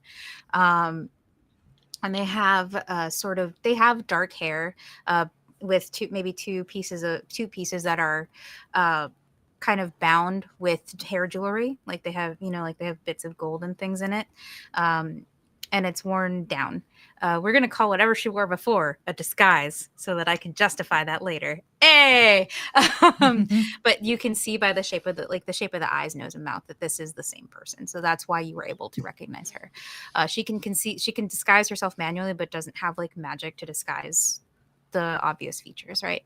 But that said, Irina frowns and is not happy that she's caught, and gives you this defiant glare, Sophie, and then looks to Ari and spits out, not physically spits at you, but spits out. I don't know what he was doing here. He was just here when I got here. This was a good hiding place for me, at least until they arrived. And she glares at Ozzy. And as that happens, you hear a cry from above as a razor hawk proceeds to get in your face, Sophie. So I'm going to ask you to make me a defense roll. Are you sure? Yeah, I am. The poor razor hawk, though. I was like, I'm kind of built for this. I know. Okay, so let's see. Sorry, razor hawk. Okay, so you said defense. You said might roll? It's defense. It is attacking you physically, so I will allow a might roll here. Okay. We're going to ease that by a step from the Hold on, I get-go. haven't given a level yet. So, but I am going to keep the ease in mind. I have to go look at the Razor Hawk stats. Might be. Take your time, partner. I got a little too excited. It's all right. I have my page numbers for all of my creatures now, so it's faster. It's called a That's hawk actually knife. so smart. Yes, it's called a hawk knife. Whoops. Oh, my bad.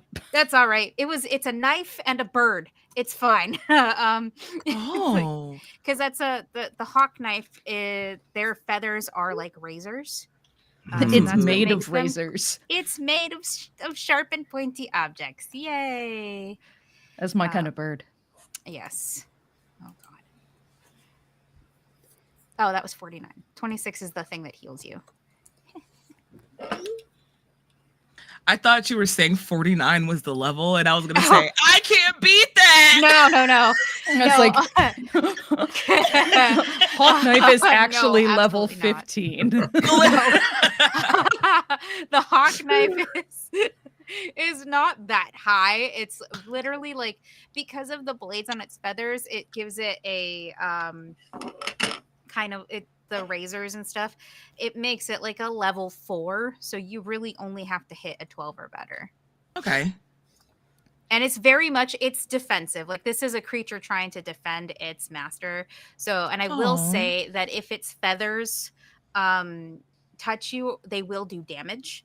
Okay. So we'll assess that. Like, if you fail the roll, basically, like, it will cut you.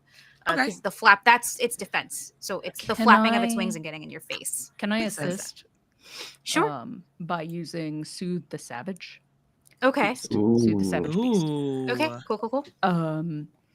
Actually, I Zaire, can calm a non-human beast within 30 feet of me. Okay. Cool. Zaire, both you and Ari, I forgot you're the ecomancers here. You can hear what the hawk knife is saying as it's shrieking at Sophie. And it is very much angry mom trying to defend their ward. Oh, little baby. Like, don't touch my kid, you son of a bee. Like, all that kind of stuff. So. Your child is safe. There was dark water here. Your child will be safe with us. Your child will be safe with us. Okay, cool. So that's what you say. We're going to allow that to ease by a step. The target number was a 12. It is now a 9 that you have to hit. Sick. Okay.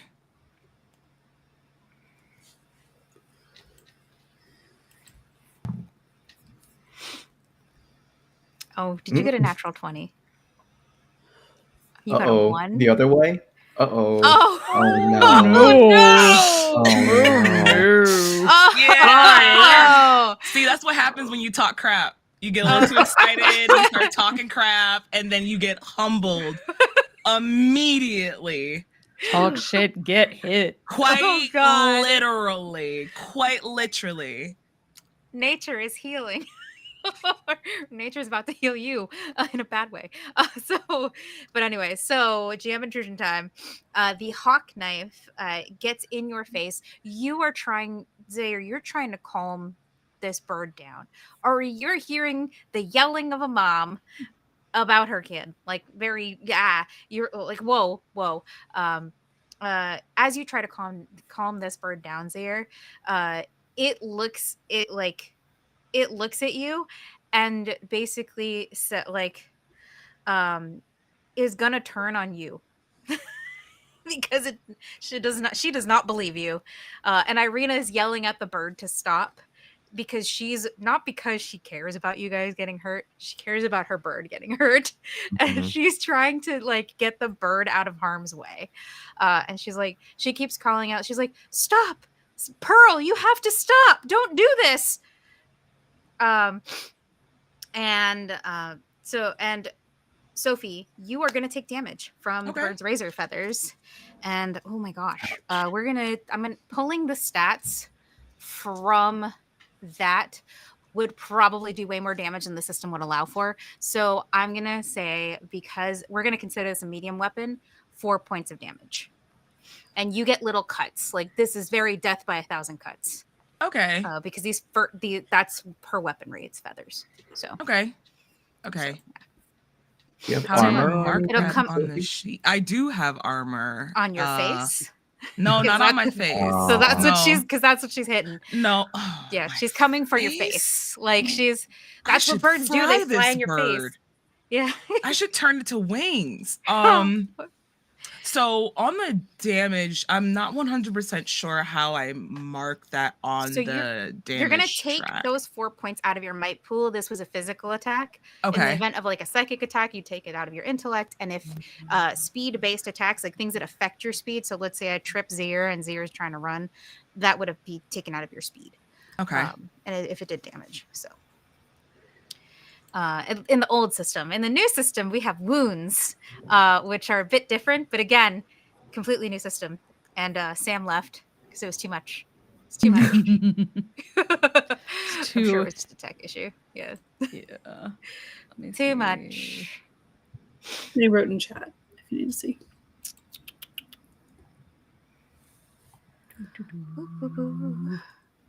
Well, I mean, do you want to take 3 minutes or something? we can take a few minutes of a break if we I wouldn't need mind to. getting some water. Yeah. If we want to take a quick, Yes. So we're quick 5. quick 5. We're going to take a quick break here, folks. Get some tech issues sorted out. And once they are, we'll be back and to find out how much damage Zahir gets to take from the Angry Mama Hawk Knife. This is fine. We're doing I didn't great. do anything to you. I didn't do anything to you. I hit her so hard that her computer blue screened of death. Oh my god. No. We're going to get you to restart. So we'll be back here in a few minutes, folks. See you soon.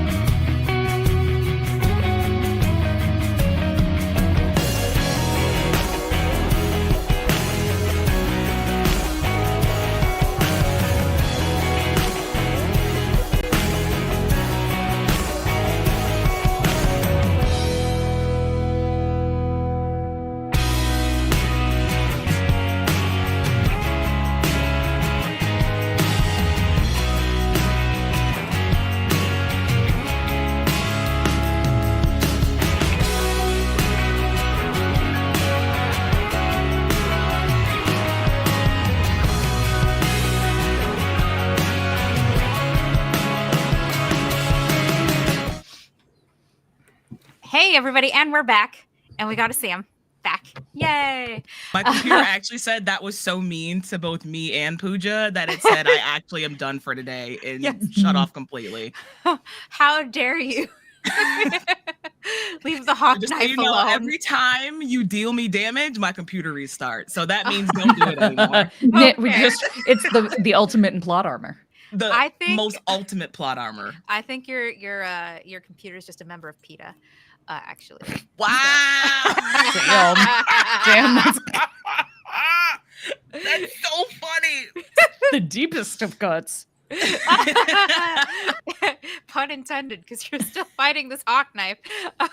So, Sam, you've taken some damage from this hawk knife. You've got little cuts on your face. Nothing too deep. Like I said, it's 4 points of damage. Distribute across your face as you will. Nothing that's going to scar. I do have a question in relation to that. Okay. So about the damage track. Yeah. How much damage do I have to take before I have to start knocking anything in there? So you're in the old system. The new system again has wounds, so that those are calculated.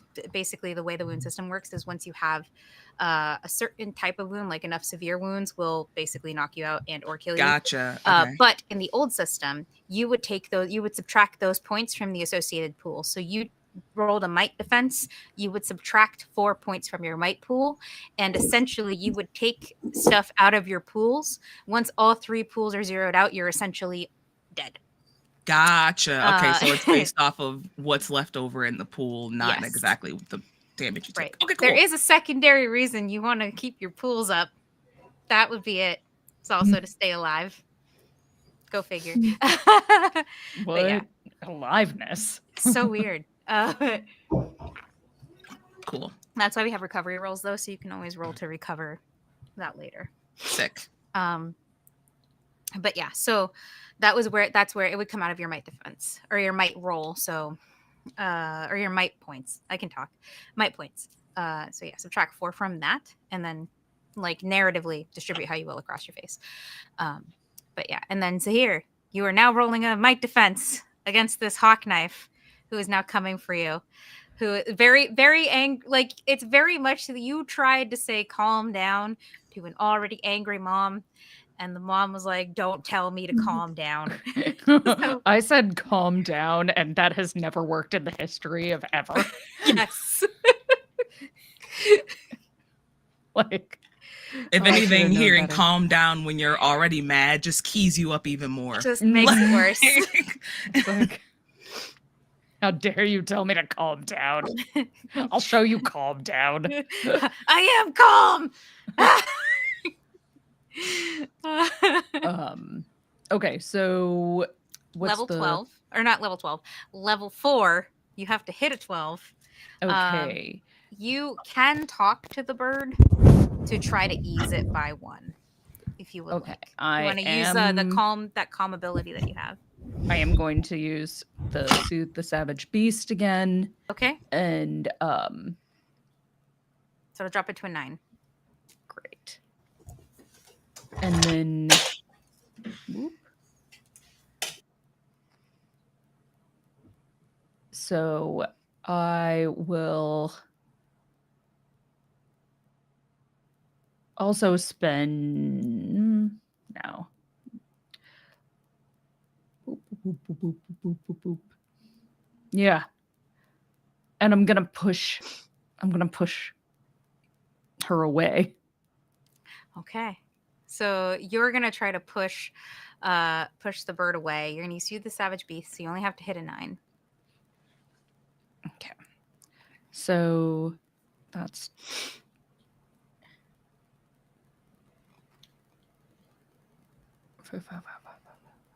yeah.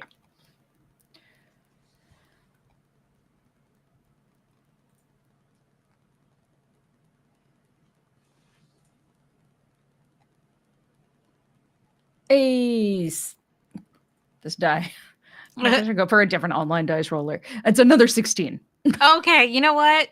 You are able to successfully push the hawk knife away from you. But it does give. I will say this: you push the hawk knife away, but it gives Irina an opening. Well, the it's a problem telekinetic is- push. It's not a Oh, it's like a push is telekinetic a push. Okay, I an thought you meant egomancer ability that I have rather than physical. Sorry, a I thought it was physical ability. Thank you for clarifying. So you telepathically push the bird away, and it remains upset and remains screaming, but does not approach you again. Probably because it's now registering that Irina does not want them to get hurt and is worried about them and is trying to but is all they're in turn they're worried. So what do we do? They're at an impasse. Hush all that squawking. The only way to make her stop is to let me go. You have me surrounded. I'm not running anywhere. You literally just tried to get out. Yeah, and I ran into you. You're blocking the door. Give up. You- What is it you're using to make you invisible? Drop it, and I'll let you go. She glares at you, Zaire, and says, "A good thief never gives up their secrets." We've This already you're not a good established that you thief. are a very bad thief. I love how Zaire and Sophie are both like, but you're not though. Like that's been established. You're Oh. and I think Irina glares at you and says, "I would have been a great thief if somebody hadn't found my hiding spot." And she turns around and glares at Ozzy again. Ozzy's already just head deep in the little treasure bin, looking through all the stuff that was stolen. You just see Ozzy's feet. Yeah. This is kicking up in the top of the box. That's Yes. so funny. See? Good thief. Eye on the prize. Yes. Nobody noticed it until it was pointed out. She could have got away with everything. Ooh, shiny. Irina, You, on the other hand, and kind of does a little full body shimmy to shake Yeah. Irina without actually shaking Irina.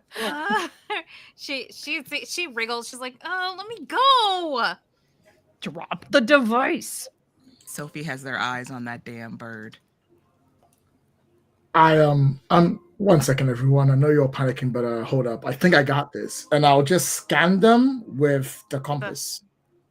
So as you scan with the compass it does what it does best and glows again, and it fires its beam, and the beam hits Irina and illuminates the cloak that she has on.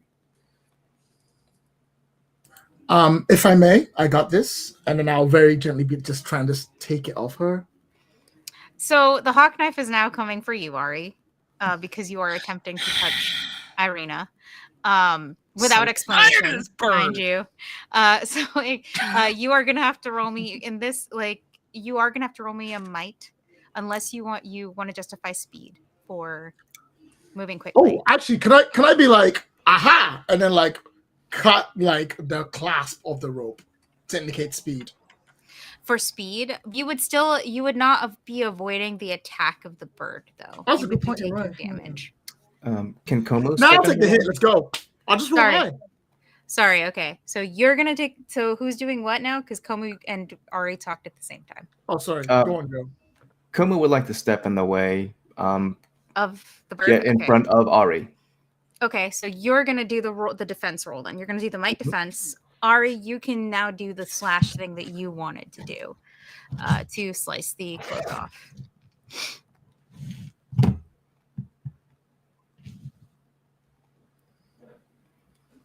What is my target? Oh, sorry. The bird, my brain was like, goodbye, restart. It was also doing the 87% loaded as you wait for it to update. So, but are you, so yeah, so your target number is a 12. 12. Okay. Yeah, so you have martial arts and a bunch of other stuff that's going to ease Yes. this into nothing. So I'm sure we'll be fine. Okay. Yeah, I think I have defense is trained already, so that's already an ease. Ease, so you're down to a 9. And then unarmed, I'm not attacking, but Mhm. my might defense, yeah, I'm gonna spend a little bit and ease it one more. Okay, so a 6. Yeah. just to be super safe. Mhm. That is a 17. 17. Well done. So yeah, so on a 17, how do you block the bird? Bird's I'm not doing attacks. any offensive actions. Mhm. It's that kung fu moment of like I see a strike coming and I just narrowly move around it, but I'm like in their face doing it. Okay, so just kind of absorb, Yep. like kind of just distracting the bird. Yep. So Komu, you're able to successfully block the bird's attack on Ari. When Lloyd gets back, we'll do Ari's roll to determine how well they get the cape off. I will say that while we're waiting for Lloyd, Irina is getting more and more stressed at your attempts to take the cape from her. It's almost like she's gone from being like rebellious. And by the way, Irina looks young. Like we're talking like back in college when you thought you were invincible and you were hot shit young. So like early 20s. So like much like how I was in college and thought I was hot shit, I had to get humbled greatly. Yes, very much. Very much. This will be her humbling. Yes. So like Yeah, 5 but, minutes like, ago when I you were in am college, hot you thought you shit, were though. you were hot shit. Yeah, like not as bad as Ari with no money, but definitely like, you know, like I think I'm the coolest, bestest thief ever, and clearly they still have things to learn. But yeah, so she's getting progressively stressed. Ari, would you like to do your roll to try to swipe the cape from Irina? All right, so I've been looking through it. I don't think I have anything fast. Oh, this is technically non-combat, right? Yes, it is non-combat. Correct. I have a skill, which means that I can always use intellect if it's a non-combat ability in any role I use. Mm-hmm. Okay. So I'm going to spend. What's the difficulty? So Irina is not a super difficult person. I think they were like a level 3 or level. Did I say level 3? Something like that. We're gonna go with level 3. So that's a times 3 is 9. Just like a 9. That's what you have to hit. Cool. I'll just and also eased because grapple. So 6. In that case, I'll just spend Was one that 3 intellect eases? point to make it a 3. 2 eases. 2? Can I add to the third one to Make help? it 3? Yeah.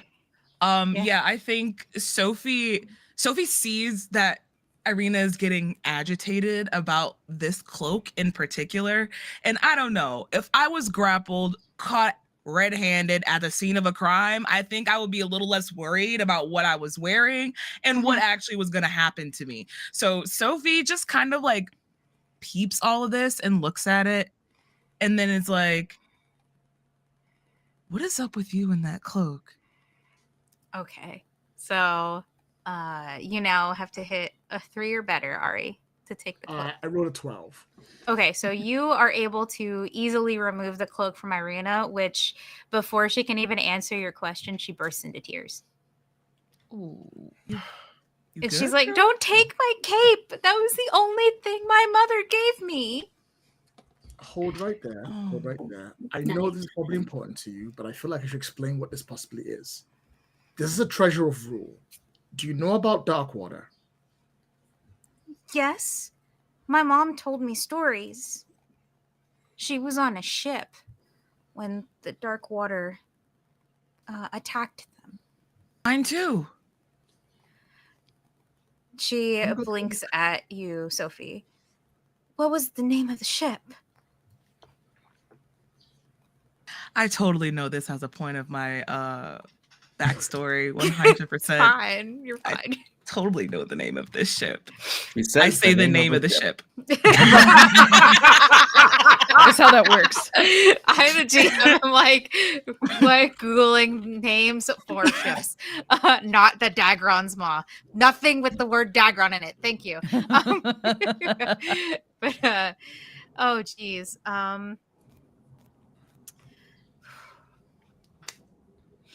Let's call it The Chongo Celeste. we can't name it a curse word. That would be silly. I'm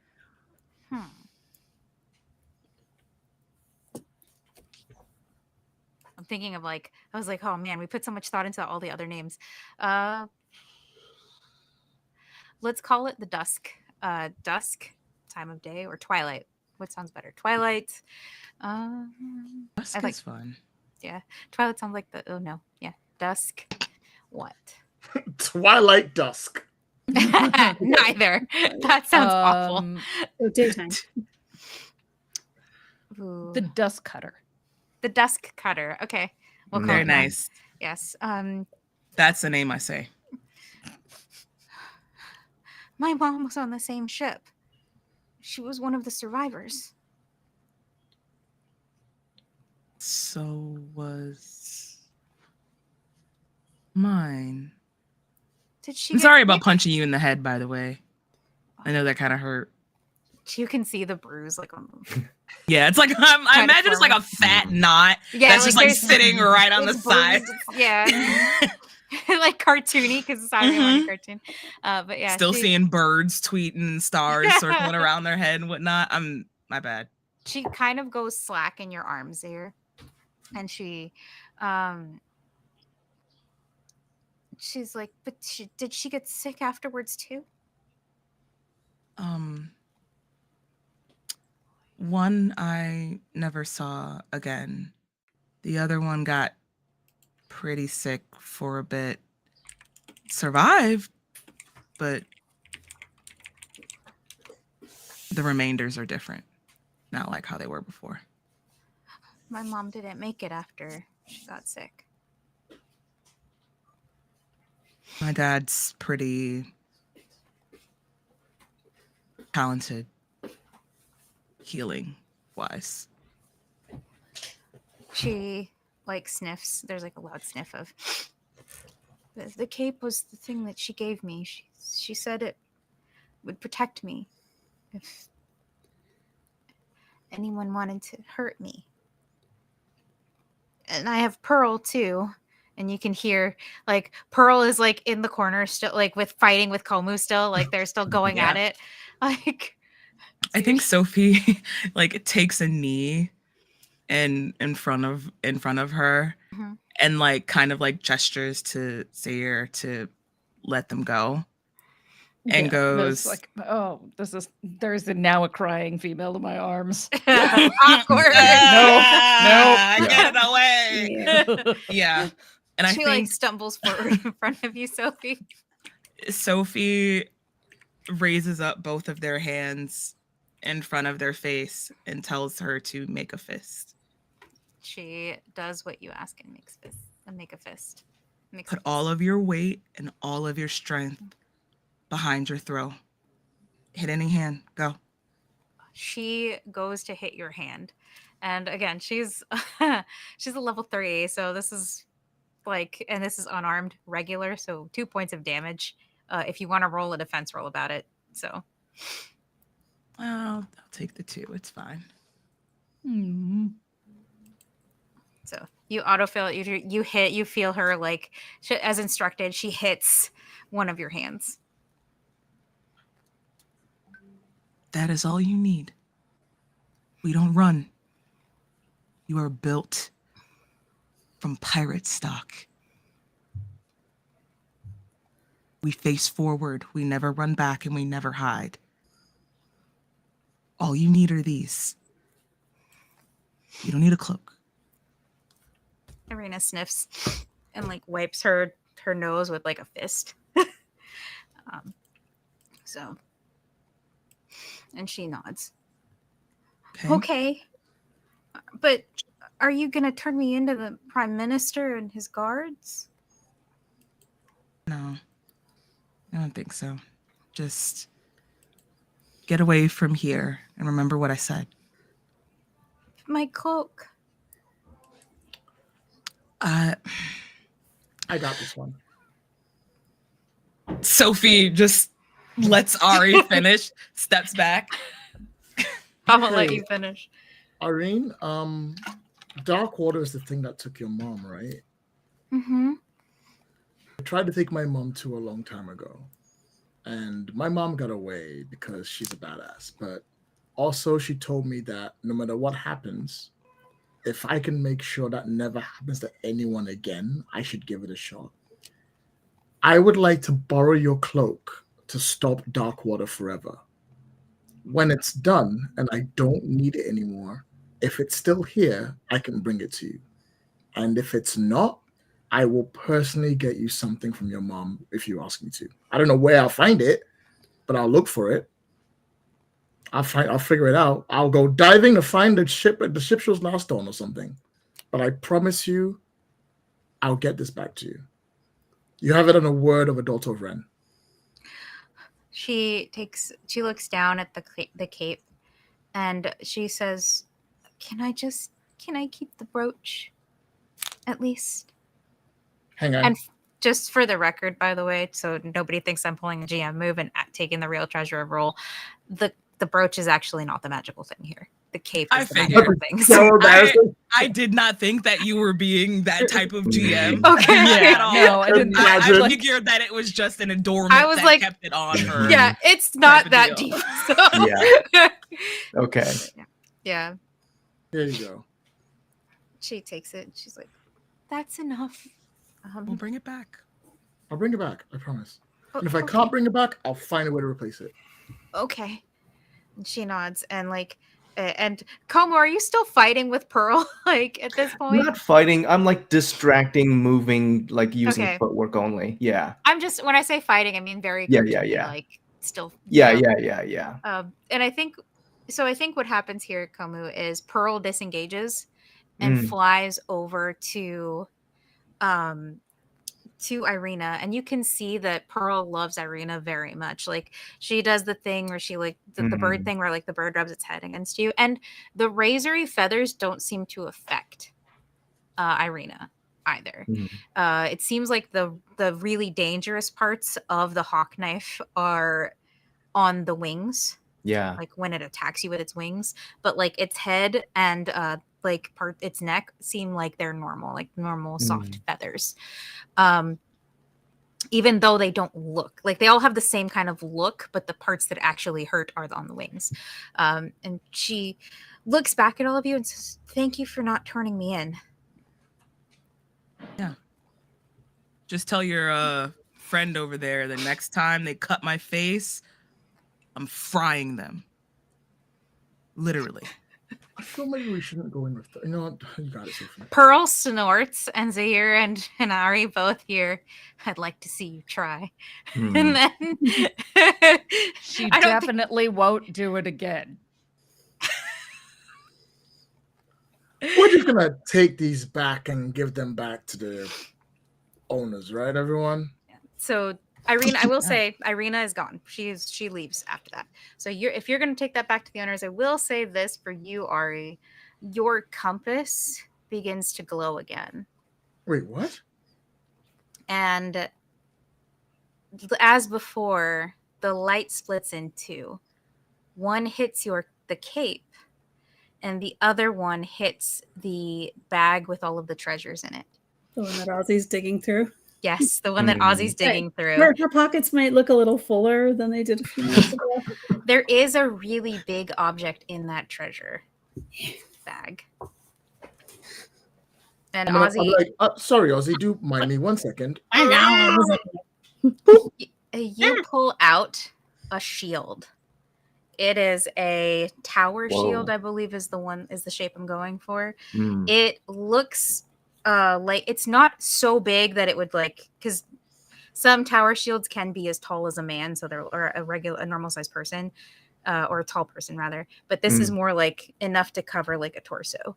But yeah, this tower shield you can see is emblazoned with heraldry that you don't recognize. It looks old, but as soon as you touch it, and everyone actually feels this at once. My ecomancers just feel it first and feel it the most. The entire room is immediately cleansed. Any evidence of dark water that was here is now gone. Whoa. So, when Ari touches it. Hey, Zaire. Yes. What did you say about how bad it was to steal from the Fighters Guild? I mean, I said to steal from a bunch of fighters, but we have like two of the fighters right here. So reclaiming property is hardly stealing. Hey, Sophie, Hey, what's up? did you really want to fight in that tournament? Look at me. Of course I did. I mean, but what's But- cool if you already got the prize?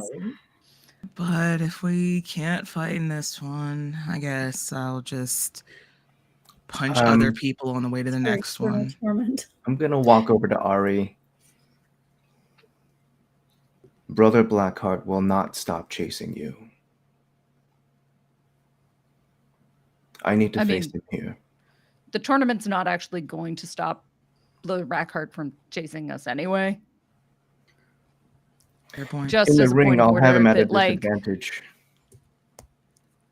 What's the disadvantage? He won't have his crew or his ship. I'll turn to everyone and be like, all right, we have options here. Do we stay, do the tournament, and hope this is the only time we can take out Blackheart? Or do we leave now and get the other treasures? Because we're 3 for 3 so far. There's only 4 Also, left.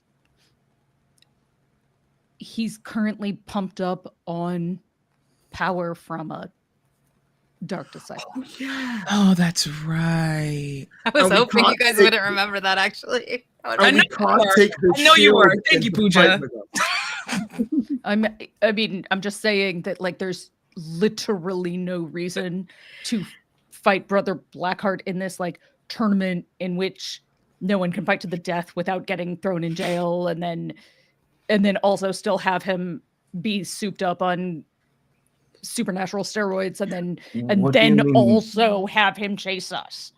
What do I you would mean love he's been not posted? to be in That- prison again. Catch you up. Brother Blackheart now has a Dark Disciple working for them.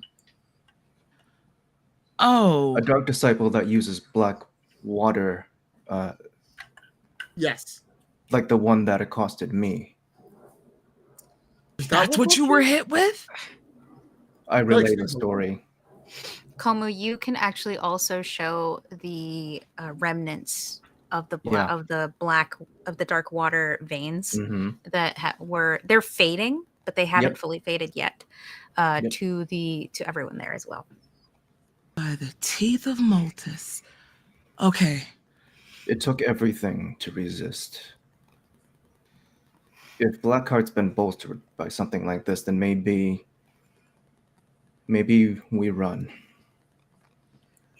Point of order. You know how you were talking about being good thieves? Good thieves don't stick around the crime scene. We should take this and go. You know what? Solid point. We All should right. probably leave. This is me. Let's get to the boat. Sure. I'm just I gonna love take some of Ozzy. this. Like, I'm just gonna assume that without any cheating, my bets would have gone through, and Right? just scooping gold Just into the pouch. take some handfuls and stick them Yeah. in our The pockets. bag's a little too heavy for Ozzy, so it's like just Just flop it on your shoulder and fall. I was like, Niddler, here. Niddler, Yeah. help Niddler, her. Niddler's like, and you just see, like, Ari, you see Niddler looks exhausted, and it's just like, hey, Ari, Ozzy and I were looking for you, and it was a lot. Yep, yes. You full? Never fly after a full meal. And Nicola, he, I'm so happy to see you. We gotta go. right, we gotta go. And he grabs I feel like he maybe doesn't grab the whole bag, but like maybe puts some of it in a smaller bag and like takes that. yeah. Ozzy's definitely scooped out a bunch of coins and shoved it into her pockets. So your I'm pockets are lightening just the sticking load out. for you. Love it. So I will say that, like, based on who has everyone taken gold, or is it just Ozzy, Sophie, and Zaire? I mean, the whole I'm thing's coming taking the back with us. shield and the cloak. I gotta prioritize that. Okay, so you have the shield and the cloak, and you are taking those. I will say this, Ari, you are a royal of Octopon.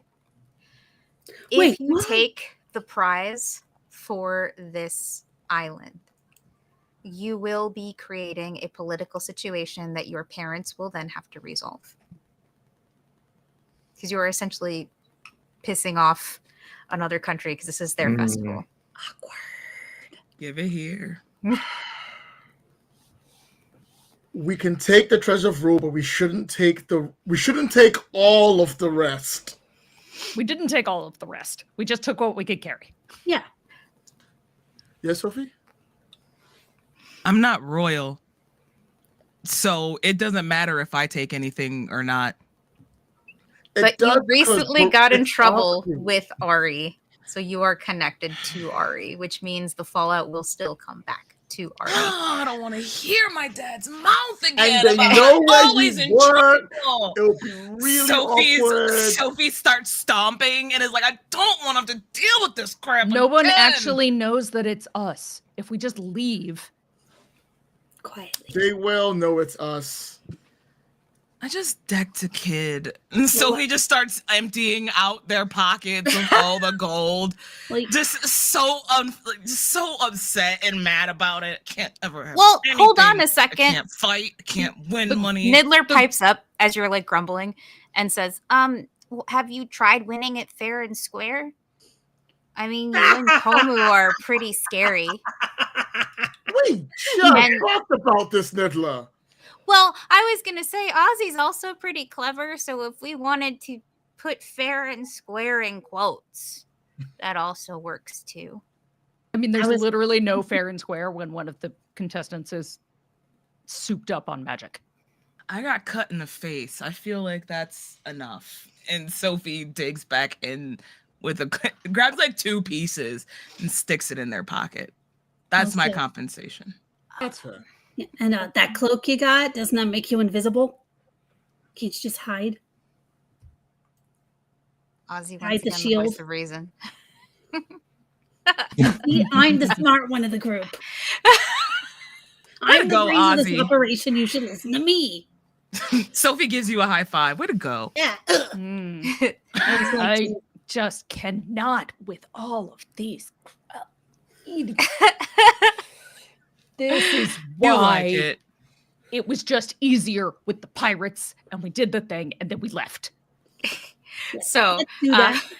the We're plan is growing for on you. And Sophie shimmies. okay, so here's where I we're mean- at right now. First of all, Zahir was right. No one knows that you are here. The only person who would have an idea of what happened here is Koa, the Dark Disciple. So what that means is inevitably Brother Blackheart will be chasing you again if you choose to leave. He's gonna do it. That because of Koa's presence here and because of what happened with Komu and the fisherman earlier. Irina is the only other person who knows what happened here, and you let Irina go. She is not going to sell you out to the prime minister. What No, you should've just cut a throat.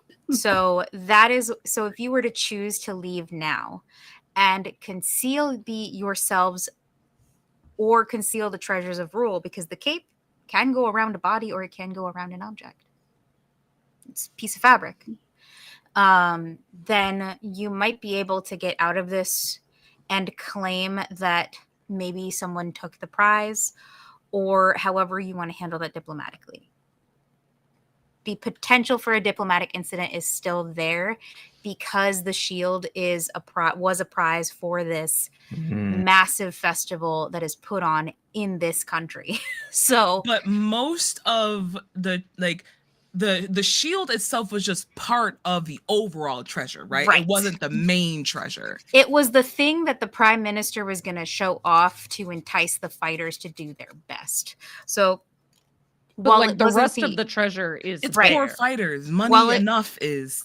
yeah, while it wasn't the Again. only thing, if you guys leave the money behind, it is definitely going to be less bad. If you were to leave with the shield and the money, Yeah. Oh, I have another voice of reason here. okay. What's up, Ozzy? Well, I will say Yes. Ari had her hand up first, so let's hear from Ari and then from Ozzy. You're muted. Oh, you're muted. Happens. I would like to invoke the clause of rule, which Okay. is any item thereby deemed as a treasure of rule that can be used in conjunction with stopping dark water, must be claimed and used upon said thing at all costs, even if stolen. As such, if they do go back for the treasure of rule, my father can rule that it is being used to stop dark water, and when it's done, I will probably return it. If the treasure survives. If the treasure survives. Either way, it is a dark water stopping entity, and Noblesse Oblige states that I must do what is best for the people over what is best for me. So if this, I'll allow it to like make this less bad. If should it be discussed? And Ozzy, voice of reason. Yeah, so voice of reason here. Whether we take the shield now or someone wins it and we have to steal it from them again, the shield's got to end up in our hands. So why waste time with this whole tournament when we can be looking for more treasures? I'm kind of with Ozzy on this one. We definitely need to find the other treasures. And while Brother Blackheart is caught up in attempting to win this one here in the tournament, we can gain the lead on whatever is left. It will give us a head start. Okay. So the choice here, are you guys deciding to leave with the shield? As captain. Okay. Leaving with the shield, say aye. Right now. Aye. The ayes have it. Wrap up the shield and that cloak and let's get out of here. Okay. Sounds good to me. Nidla? Yes? Could we have you return this gold to the people? Yes, I can do that for you. Drop it maybe off. Just leave it in a public spot and don't be caught next to it. Let's not leave the gold in a public spot. Well, when I say public, I mean like near the prime minister so that they can get it. Just drop it outside of the hall. Just drop it outside of the hall. Exactly. Eventually, even those Kreld-eating guards that the prime minister has working for him will be able to yeah. Just don't be caught near it. Okay. That can get traced back to us. Right. I'm going to do my best not to get caught. This is also Niddler. So I was going to ask Lloyd to roll for Niddler to see if they get caught. This is going to be speed. So Niddler is going to set out to do this task. We're just going to bypass the whole weight thing and whatever. Niddler's going to do his best. But yeah, so if anyone has any skills they would like to apply, like we'll count that as instructions for Niddler. I'll allow that to ease because he is going out basically an open area to drop this off, which means he can be spotted. Ansair is still circling. So Ansair could see this and tip off Brother Blackheart in addition to Koa. The difference is if Ansair sees Niddler and makes the connection, Brother Blackheart is going to come after you more quickly. So he won't even waste time with the tournament. What if Niddler had an invisibility cloak? That would ease it. For sure. So this would have been a 15. The invisibility cloak is going to make him invisible. So that's going to drop it to a 12. Does anyone else have anything they want to instruct or ease with? To ease with. Can I use improvise to gain an asset? Yes. So I'm going to put together like a disguise for Niddler. Okay. But he's invisible though. We're using the invisibility cloak. But like, as we know from the invisibility cloak before, he'll still leave tracks as he's dragging the thing behind him. It'll still leave. So like setting up like something to make the tracks not Niddler's. Got it. Okay. I'll let that disguise ease it again. His smell. Yep. That'll ease it to a 9.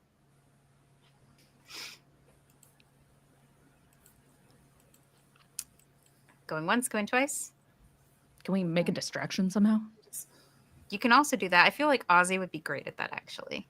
I mean, I am trained in deception. That will drop it to a 6, and that's our third ease. So, Ari, you only have to hit a 6 for Niddler to make this check. 13. Fabulous. Cool. So, Ozzy, how do you create a distraction? Well, I got this. Hang on, let me get back in the character. I got this handy dandy toolkit filled with tiny little bomb things. So I'm just gonna oh my god, just so put chaos. them in like a random place, like away from where the drop off point is. Mm-hmm. and away from people. Like, I don't actually want to hurt anyone, so I'm just Yeah. gonna like do something that makes kind of like a boom sound to, and I do have engineering, so I'll just like rig it to be noisier Mm-hmm. and to just draw attention over there. So a boom goes off as Niddler sneaks in and drops off all the treasure with the invisibility cloak. How are his tracks covered up, Zaire?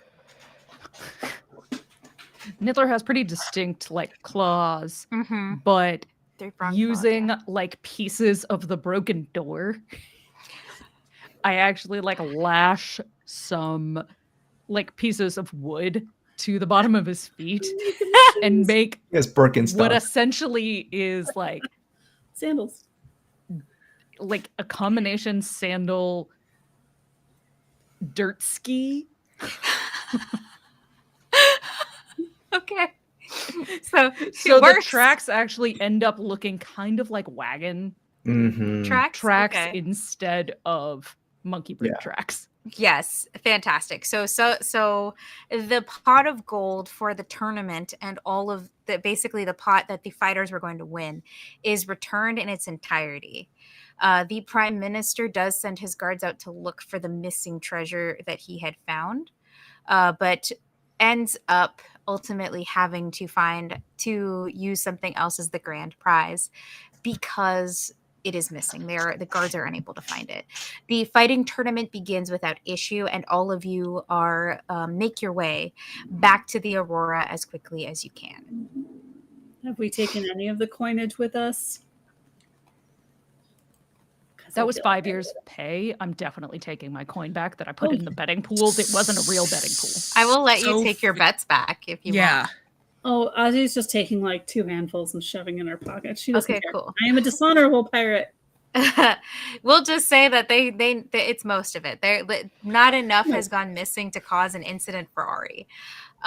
Changing the weight of the box hasn't changed much. But Yeah. if you actually count the coins. Yeah. And also, like, all of that money from the betting stuff, like, that wasn't real. Yeah. So It's that's true. extra on top of what they had anyway. So they should Yeah. be happy. Yeah. They Correct. got back more than what they lost.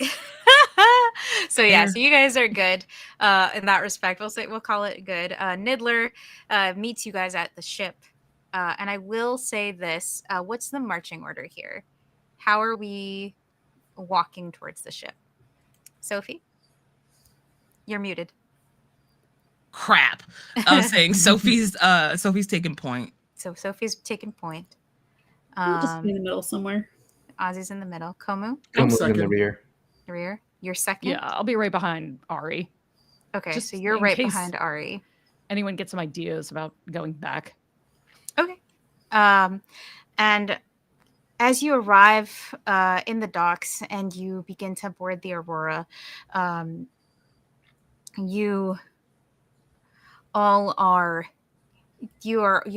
able to board without issue. Nothing has happened to the Aurora while you've been gone. No dirty tricks have been played. It's clear that Brother Blackheart thinks he's going to fight Komu in this tournament and is preparing for that and is probably currently fighting because Koa is also at this tournament and hasn't had time to no one's had time to put together anything yet. It will come together eventually, but not now. You've bought yourself time. So yeah, I assume you guys are going to make ready to pull out of port and sail away towards the next destination. I have pilfered I bought an egg on the way back. One of the Barbus eggs that are gross and disgusting. I bought a Barbus egg because Delicious. if I know anything, it's that Dova is going to be hungry. Yes. And if I come back empty-handed, Dova will not be pleased. Well, I think that you're pleased to find that Dova has been keeping watch over Cassandra. And Cassandra has essentially befriended your cat. And they have gotten very close. And when you guys return, she looks up. She stayed below deck. She hasn't made herself obvious in any way, shape, or form. But she has helped herself to some of Sophie's clothes because Sophie's the closest in size to Cassandra, size and build, mostly because Sophie probably also has a chest and the other people. Well, Ari too. So she probably took some of Ari's wardrobe as well. So it's like a weird mismatch of like garments, shall we say, as opposed to the cape, which it's still there. She's just not wearing it again. She's trying not to be too obvious that she's chilling on the Aurora, even if it has changed colors. Hands are too long. Roll the cuff them. You can see that they've been rolled up. Like she's rolled them up as far as they could, like up to her elbows because they're so long. But she is wearing Ari's pants because those were way too long for Cassandra. I thought she was wearing my pants. I was like, "Ooh, roll up them legs, girl." No, Ari's Kinda pants. long. But yeah, she seems more relaxed and a lot better than she was when you initially found her on the Dagron's Maw. And she looks to you, Ari, and says, "Did you find what you needed?" No, but I found what I wanted. And I'll hold up the shield and the cloak. Oh, that's wonderful. We're one step closer to gathering the treasures of Rule. She seems relieved, and she says, "But it seems like there was some trouble." I take the moment to dramatically look out towards the city, and I go, "Yes, there was some trouble. Trouble I'm not sure I'm ready to deal with yet. Trouble I hope I don't have to deal with yet."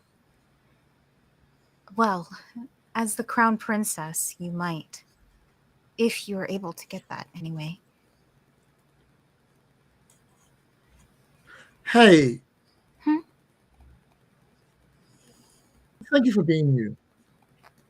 She smiles and says, "Of course.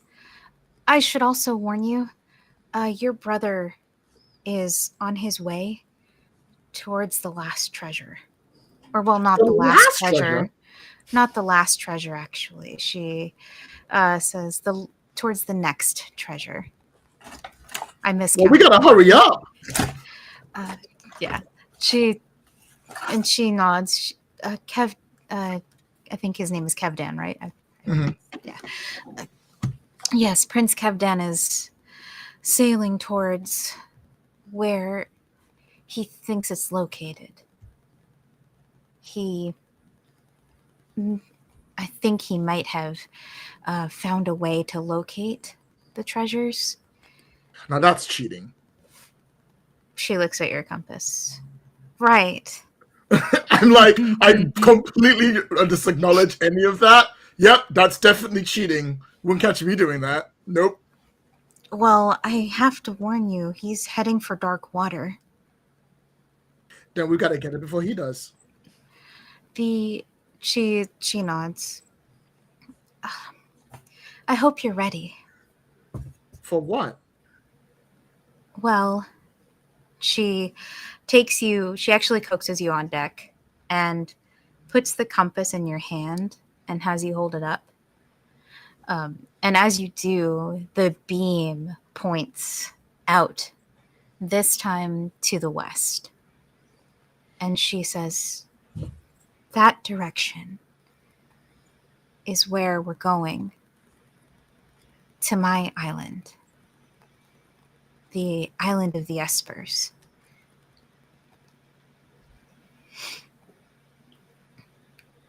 It's going to be dangerous because our island is one of the most infested with dark water.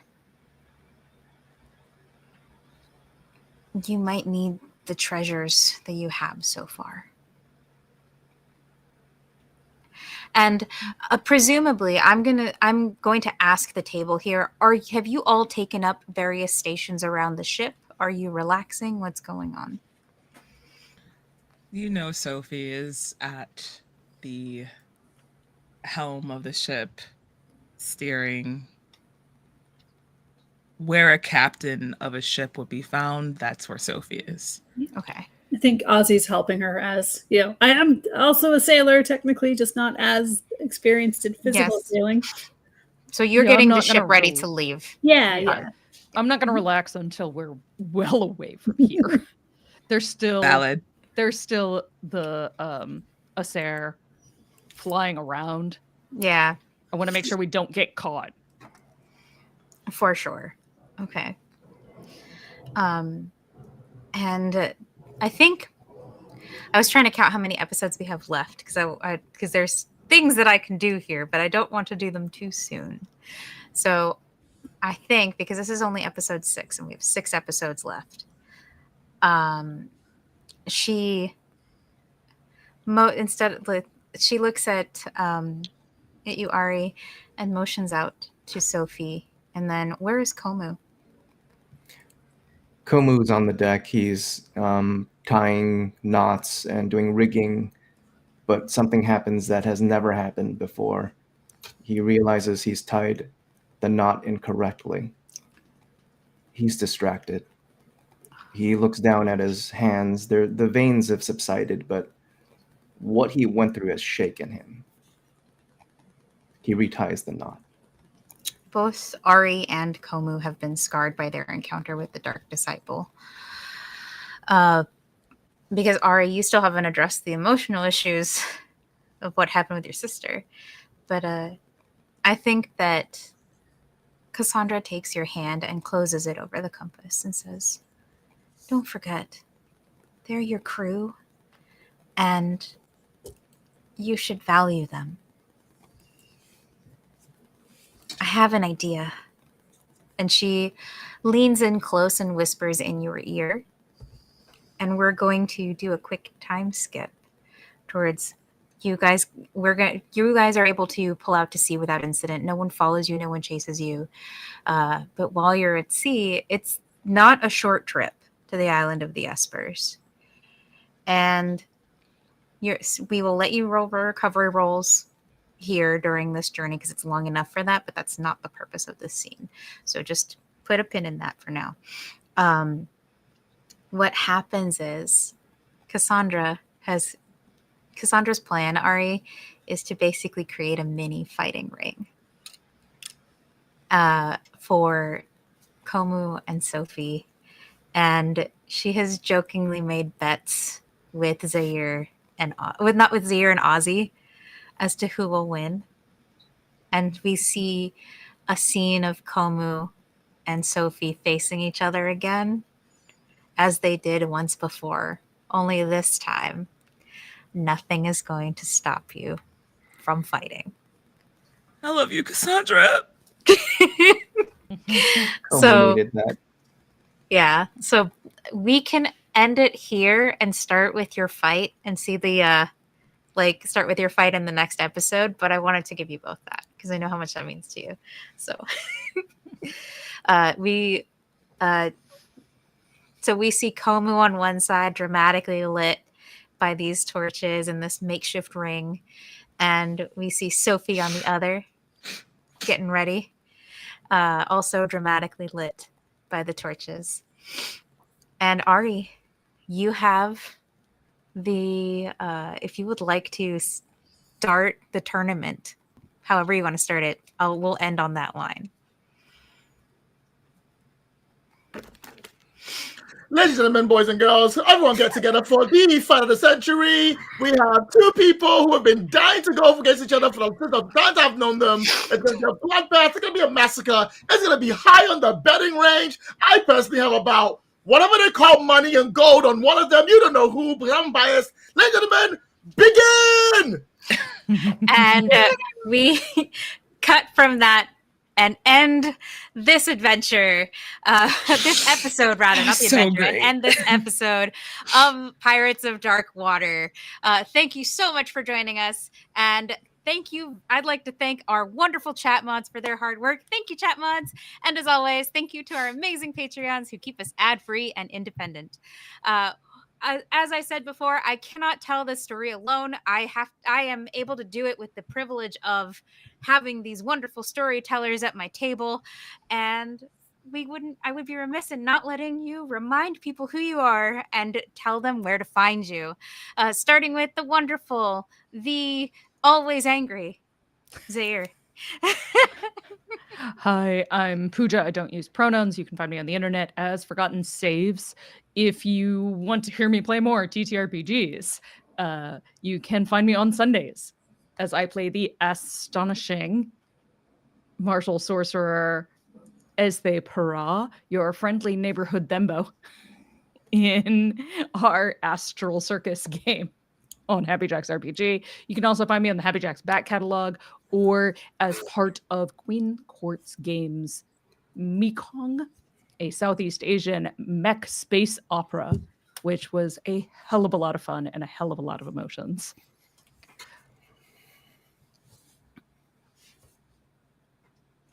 I was muted, sorry. I was like, okay. And moving right along to the wonderful, the much more mature and learning things, Ari. Hi, everyone. I'm Lloyd. It's great to be here. I love you all. If you ever find me, you got lucky. See you later. Okay. And we move on from Lloyd to the wonderful Joe/Komu. Where can we Hi, find you? I'm Joe/Komu. You can find me by ordering an Uber, finding out where I live, and camping out, and waiting for me to leave the house. And at that point, I would have you arrested. Or you can go to unspuntales.card.co. That's Unspun Tales. Yay! And moving right along to our wonderful googly-eyed madwoman, Ozzy. Hi, everyone. I'm Courtney. You can find me on TikTok at Courtney Lee Craft, where I play the hurdy-gurdy. And soon you'll be able to see me at NDA. Oh, no! Project coming up. Oh, boy. Can't talk about it, but I think people here will be very excited. I'm Yay. always excited. Yes. And moving on from Ozzy to the fabulous, the amazing, the finally got her fight, Sophie. I'm so ecstatic for this right now. You have no idea. I've been wanting to fight Komu from the jump. This is going to be great. Affectionate. Hi, everyone. I'm Sam Star. Zero. Like, we immediately clocked in. I'm like, yeah, we want this. Immediately, we were like, So fighter? Fighter? I cannot Brawl wait. to the death. Got it. Yeah, you can find me all across the interwebs at Lust for Life X, LUSTTFORLIFEEX. That's where you can find me everywhere. Yay. Not the hell site that used to be a bird, but you can find me where the butterflies fly. And yeah, just follow me on social. I do so much stuff that it's hard to keep track, let alone not be taking 50 minutes to just recap what I do on the regular basis. Follow me there. You'll get it all there. There is a schedule, actually. Just make sure you print it out. It's fine. Quite literally. Yes. And I have been Vixie Bell, your friendly neighborhood GM here at the Happy Jacks table. Thank you for having me and letting me be your GM. This table is always such a blast to work with. You make my job easy. And if you're looking for me, you can always find me over at the Pocket Dragon Pub, where I run, play, and produce games as well. We just did Under the Autumn Strangely last night as part of the Roll for Wishes charity run. If you're interested in that, we are raising money for the Make-A-Wish Foundation that grants wishes to children in need. So please, it's not just our channel, but a bunch of other channels and content creators that are participating. Be sure to check that out. This week, we are going to be playing Vaesen, Muse of Galway, with special guest, the Nerd on Wheels, over at the Pocket Dragon. And yeah, so that's what we have coming up this week. Next week, we'll have Candela Obscura, so be sure to tune into that. And if you're interested in more of what the Pocket Dragon Pub is doing, you can always find us over at the Pocket Dragon Pub on all socials. And if you're looking for me specifically, my schedule and all the stuff that I'm in, because there's a bunch of stuff, you can find me over at Vixie Bell or at Vixie Bell Cosplay if you're looking for the butterfly. But anyway, so yeah, that's me. And I have a whole closing speech that I have to go click into so that I remember what to say. Yes. Join us Saturdays at 12 p.m. EST, 9 a.m. PST for our next session.